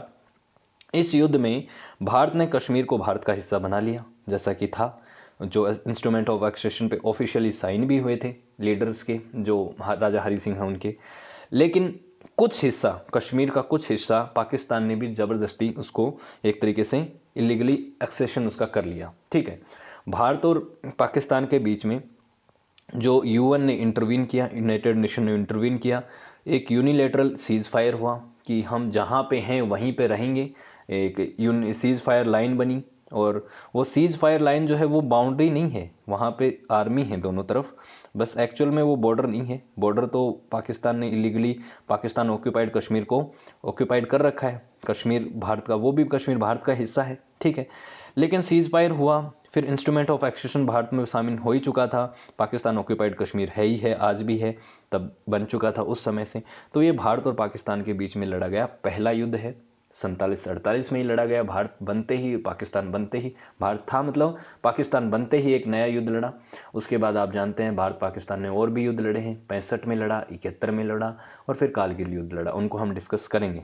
लेकिन उससे पहले बीच में एक युद्ध हो गया, वो था इंडो सीनो युद्ध वॉर या फिर इंडो चाइना वॉर, भारत और चीन का युद्ध, जो कि साल 1962 में लड़ा गया। साल 1962 में 20 अक्टूबर 1962 से लेके 21 नवंबर 1962 तक आज़ाद भारत ने अपने इतिहास में सिर्फ एक बार युद्ध में हार का सामना किया है, वो था चाइना के साथ जब युद्ध हुआ उसमें, और वो यही युद्ध है। भारत और चाइना के बीच में अपनी जो ये बाउंड्री है, मैकमोहन लाइन, और जो मतलब ईस्टर्न सेक्टर है, वेस्टर्न, नॉर्दर्न सेक्टर और ईस्टर्न सेक्टर, ये जो सेक्टर्स हैं अलग अलग हैं, या इस इलाके में भी है कुछ विवाद और इस इलाके में भी कुछ विवाद है। ये जो जो इलाका है हमारा अरुणाचल प्रदेश वाला, ये लद्दाख वाला, इस इलाके में भारत और चाइना के बीच में टेरिटरी को लेके कुछ डिस्प्यूट है, जिसमें चाइना जो है बार बार एग्रेसर बनता है, जिसमें चाइना कभी कहता है कि अरुणाचल प्रदेश उनका है, कभी वो लद्दाख को अपना कहता है। तो अभी कुछ समय पहले 2020 में भी आपने देखा होगा कि लद्दाख के अंदर एक तरीके से वो हो रहा था, चाइना और इंडिया के बीच में स्टैंड ऑफ हो गया था, जिसमें भारत के शहीद भी हो गए थे सैनिक 20। ठीक है, तो ये जो है विवाद, ये बहुत पुराने समय से चलता आ रहा है, जब से कश्मीर ने तिब्बत का एक्सेशन, चाइना ने कश्मीर तिब्बत का एक्सेशन किया है, इलीगली किया था ये भी, तिब्बत को भी इन्होंने कैप्चर कर लिया और उसके बाद ये इन इलाकों में भी अपना बोलते हैं कि ये भी हमारा है। तो भारत चाइना के रिलेशंस पे हमने एक वीडियो बनाया हुआ है 1.25 घंटे का, अगर आप देखना चाहें तो वो देख सकते हैं। तो इस समय क्या होता है कि भारत को ये एक्सपेक्टेड नहीं था कि चाइना भारत में अटैक कर देगा, लेकिन उसके बावजूद भी चाइना ने भारत पे अटैक कर दिया, इस इलाके में अटैक कर दिया। और उसके बाद क्या हुआ है, भारत की आर्मी इसके लिए रेडी थी नहीं। भारत का एक संक्रमण काल था, भारत नया नया आज़ाद हुआ था, 12-15 साल हुए थे भारत को आज़ाद हुए। तो इस समय भारत की आर्मी के पास इतने रिसोर्सेज नहीं थे कि वो एक ऑलरेडी वेल इक्विप्ड स्टेट के सामने टिक पाए। चाइना बहुत पहले से ही उनके पास उनकी मिलिट्री पावर जो थी वो ताकतवर थी। तो भारत को इस युद्ध में हार का सामना करना पड़ा। और फिर 21 नवंबर को चाइना ने बड़ी ही बेरहमी से एक ऑफिशियली सीज फायर कर दिया कि अब हम यूनिलेटरली सीज फायर करते हैं, और उसके बाद ये युद्ध खत्म हो गया। लेकिन भारत इस युद्ध में हार गया था, ठीक है। और भारत की काफ़ी लंबी सीमा में अभी भी उस समय इस युद्ध में आ गया था चाइना, ठीक है। और इस युद्ध के हारने के तो आप कारण जानते ही हैं, बहुत सारी चीज़ें थी। फिर भारत और पाकिस्तान के बीच में दूसरा युद्ध लड़ा गया। ये लड़ा गया अगस्त से 23 सितंबर 1965 के बीच में, ठीक है। भारत के दूसरे प्रधानमंत्री थे उस समय लाल बहादुर शास्त्री। उनके समय भारत और पाकिस्तान को बीच में कश्मीर को लेकर ही, उनके जो कश्मीर का जो स्टेटस है उसको लेकर ही एक और वॉर लड़ा गया था। तो पाकिस्तान ने एक ऑपरेशन लॉन्च किया था, एक मिशन था उनका, ऑपरेशन जिब्राल्टर ऑपरेशन जिब्राल्टर था। वो जो है उसमें क्या हुआ कि LOC जो है, लाइन ऑफ कंट्रोल जो है, लाइन ऑफ सीज फायर है, उसको क्रॉस करके जम्मू कश्मीर में पाकिस्तान के बहुत सारे जो सोल्जर्स हैं वो आ गए थे। इसका रिटेलिएशन भारत ने किया और बहुत मजबूती से किया। और भारत उनको रिटेलिएशन करता करता लाहौर तक पहुंच गया और भारत ने पाकिस्तान को बुरी तरह से हराया। आप जानते हैं भारत और पाकिस्तान के बीच में 4 लड़ाइयाँ हुई हैं। 4 लड़ाइयों में पाकिस्तान को भारत ने हराया है। 4 लड़ाइयों में देखिए, आप अगर कहीं कहीं आपको कुछ मिलता है कि क्लियर विक्ट्री नहीं थी किसी की, वो टेरिटरी में कुछ चेंज नहीं हुआ, वो उसका कारण ये है कि भारत लाहौर तक पहुंच गया था। भारत ने अब कहा कि जिसका जो इलाका है वहीं चले जाएंगे हम वापस, तो वो एक अलग बात है। लेकिन भारत ने पाकिस्तान की आर्मी को तो यहाँ पे हरा ही दिया था, बात बेसिकली ये है। और हाजी पीर पास जो है, जो कि इन्होंने एक बार के लिए कैप्चर कर लिया था, पाकिस्तानी इलाके जो सोल्जर्स थे वो हाजी पीर पास तक पहुंच गए थे। इसको वापस 28 अगस्त को कर लिया था, एक तरीके से कैप्चर वापस भारत ने इसको कर लिया था। फिर 23 सितंबर को एक तरीके से यूनिलेटरल सीज फायर फिर से हुआ और यहाँ से ख़त्म हो गया, ये सीज फायर का कर दिया गया, ठीक है। हालांकि अगस्त महीने के अंत तक ही भारत इस वॉर को जीत चुका था। फिर भारत और पाकिस्तान के बीच में तीसरा युद्ध हुआ साल 1971 का। 1971 का युद्ध है, उसकी ये फ़ोटो है, ऑफिशियल फ़ोटो है, जिसमें पाकिस्तान के मिलिट्री लीडर अब्दुल्ला खान नियाजी जो हैं वो भारत के सामने समर्पण कर रहे हैं। इसका मतलब ये तो ऑफिशियली पाकिस्तान ने भी माना कि उसमें हम हार गए इस युद्ध में। इन युद्ध में तो पाकिस्तान कई बार कहता है कि हम जीते थे, इस वॉर में भी कहता है कि हम जीते थे, पहले वाले में 1947 में। लेकिन इसमें वो कहने लायक भी नहीं है, क्योंकि उन्होंने खुद साइन किए, कहा कि हम आपके सामने समर्पण करते हैं। क्या हुआ था बांग्लादेश में, जो उस समय ईस्ट पाकिस्तान हुआ करता था, लिबरेशन वॉर चल रहा था। लिबरेशन वॉर किस तरह से, मतलब वहाँ के लोग पाकिस्तान जो है, जो वेस्ट पाकिस्तान है, वहाँ की पॉलिटिशियंस जो हैं वो एक तरीके से ईस्ट पाकिस्तान का एक्सप्लॉयटेशन कर रहे थे। तो एक मुक्ति वाहिनी सेना बनी और वो मुक्ति वाहिनी को भारत इनडायरेक्टली सपोर्ट भी कर रहा था कि किस तरीके से उनको उनके हक मिले। बांग्लादेश को जो बना नहीं था, उस समय की बात कर रहा हूँ मैं आपको। तो उस समय पाकिस्तान ने अग्रेसिवली भारत के ऊपर अटैक कर दिया। भारत के जो एयरबेस हैं, 11 एयरबेस पे पाकिस्तान ने अटैक कर दिया, ठीक है। 3 दिसंबर को भारत को पता था कि ऐसा कुछ होने वाला है, भारत पहले से तैयार था। और उसके बाद पाकिस्तान को जिस तरीके से भारत ने जवाब दिया, रिटेलिएशन किया, तो 15,000 किलोमीटर तक भारत पाकिस्तान की टेरिटरी में पहुंच चुका था। और साथ ही साथ इस युद्ध को जब जीता भारत ने, 13 दिन के अंदर 93,000 पाकिस्तानी सैनिकों को वॉर प्रिजनर बना लिया। 93,000 सैनिकों को भारत के सामने समर्पण करना पड़ा। और पाकिस्तानी आर्मी के लीडर जो थे उस समय, जनरल थे आमिर अब्दुल्ला खान नियाजी, इन्होंने इंस्ट्रूमेंट ऑफ सरेंडर पे साइन किया 16 दिसंबर 1971 को, और माना कि अब ये जो ढाका है ये कैपिटल बनेगी और एक नया देश बांग्लादेश बनेगा। इसके लिए पाकिस्तान मंजूरी देता है। क्यों? क्योंकि उनके पास कोई चारा नहीं था। और यहाँ से पाकिस्तान जो है दो भागों में बंट गया और एक नया मुल्क बना, वो था बांग्लादेश। ठीक है, हमारा पड़ोसी देश है बांग्लादेश। तो पहले ईस्ट पाकिस्तान हुआ करता था, इधर वेस्ट पाकिस्तान हुआ करता था, भारत बीच में भारत था ही, लेकिन इधर अब बांग्लादेश बन गया, इधर अब पाकिस्तान है ही। फिर है कारगिल वॉर। ये वो अंतिम युद्ध था जो भारत और पाकिस्तान में अब लड़ा था साल 1999 में। साल 1999 के मई महीने में पाकिस्तान के एक लीडर हुआ करते थे। पाकिस्तान के प्रधानमंत्री तो उस समय नवाज शरीफ ही थे, लेकिन उनके उस समय जो मिलिट्री लीडर थे, जो मुशर्रफ थे, जनरल मुशर्रफ थे, उन्होंने अपने प्रधानमंत्री की परमिशन के बिना बिना बताए भारत के कारगिल जो क्षेत्र है, कारगिल डिस्ट्रिक्ट है कश्मीर का, उसकी पहाड़ियों पे उन्होंने चढ़ना शुरू कर दिया और कारगिल हिल्स को के ऊपर के जो स्ट्रेटेजिकल पॉइंट्स थे उनको कैप्चर कर लिया, स्ट्रैटेजिकल एडवांटेज लेने के लिए कि किसी भी तरीके से कल को भारत और पाकिस्तान के बीच में लड़ाई हो जाए तो हम इस पॉइंट्स पे फ़ायदा उठा लें। तो इन्फिल्ट्रेशन फोर्स जो थी वो आई और शुरुआत में तो पाकिस्तान से इस चीज़ को मानने के लिए मना कर दिया कि ये हमारी फोर्स है ही नहीं, ये तो पता नहीं कौन लोग हैं जिन्होंने कैप्चर कर लिया। लेकिन बाद में इन्होंने कुछ समय बाद माना और इस चीज़ को कबूल किया कि ये पाकिस्तान की आर्मी थी। तो फिर उसके बाद जब भारत को पता चला और कुछ जब इनकी इन्फॉर्मेशन मिली, तब उस समय तो भारत की आर्मी ने एक ऑपरेशन लॉन्च किया जिसका नाम था ऑपरेशन विजय। ऑपरेशन विजय जो है, इसके थ्रू भारत की ग्राउंड फोर्सेस और एयर फोर्सेस ने जाके कश्मीर के इस कारगिल हिल्स पे इन स्ट्रेटेजिकल एडवांटेज होने के बावजूद पाकिस्तान की सेना को हराया और 26 नवंबर 1999 तक पूरी तरीके से इन इन्फिल्ट्रेशन फोर्सेस को, पाकिस्तान की फोर्सेस को हरा दिया था। और इसी 26 नवंबर को हम कारगिल विजय दिवस भी एनुअली सेलिब्रेट करते हैं। तो ये थे भारत के इतिहास में जितने युद्ध लड़े गए, भारत के बनने से लेके बैटल ऑफ 10 किंग्स से लेके हमने कारगिल वॉर तक पढ़ लिया है। और आई होप आपको सारी चीज़ें क्लियर हुई होंगी। किसी भी तरह का कोई डाउट हो तो आप कमेंट सेक्शन में पूछ सकते हैं। और वीडियो अगर अच्छा लगा तो वीडियो को लाइक कर सकते हैं, अपने दोस्तों के साथ शेयर कर सकते हैं। आने वाले वीडियोस को देखने के लिए चैनल को सब्सक्राइब भी कर सकते हैं। ठीक है, so thank you so much for watching this video. Thank you so much and have a good day. See you in next class.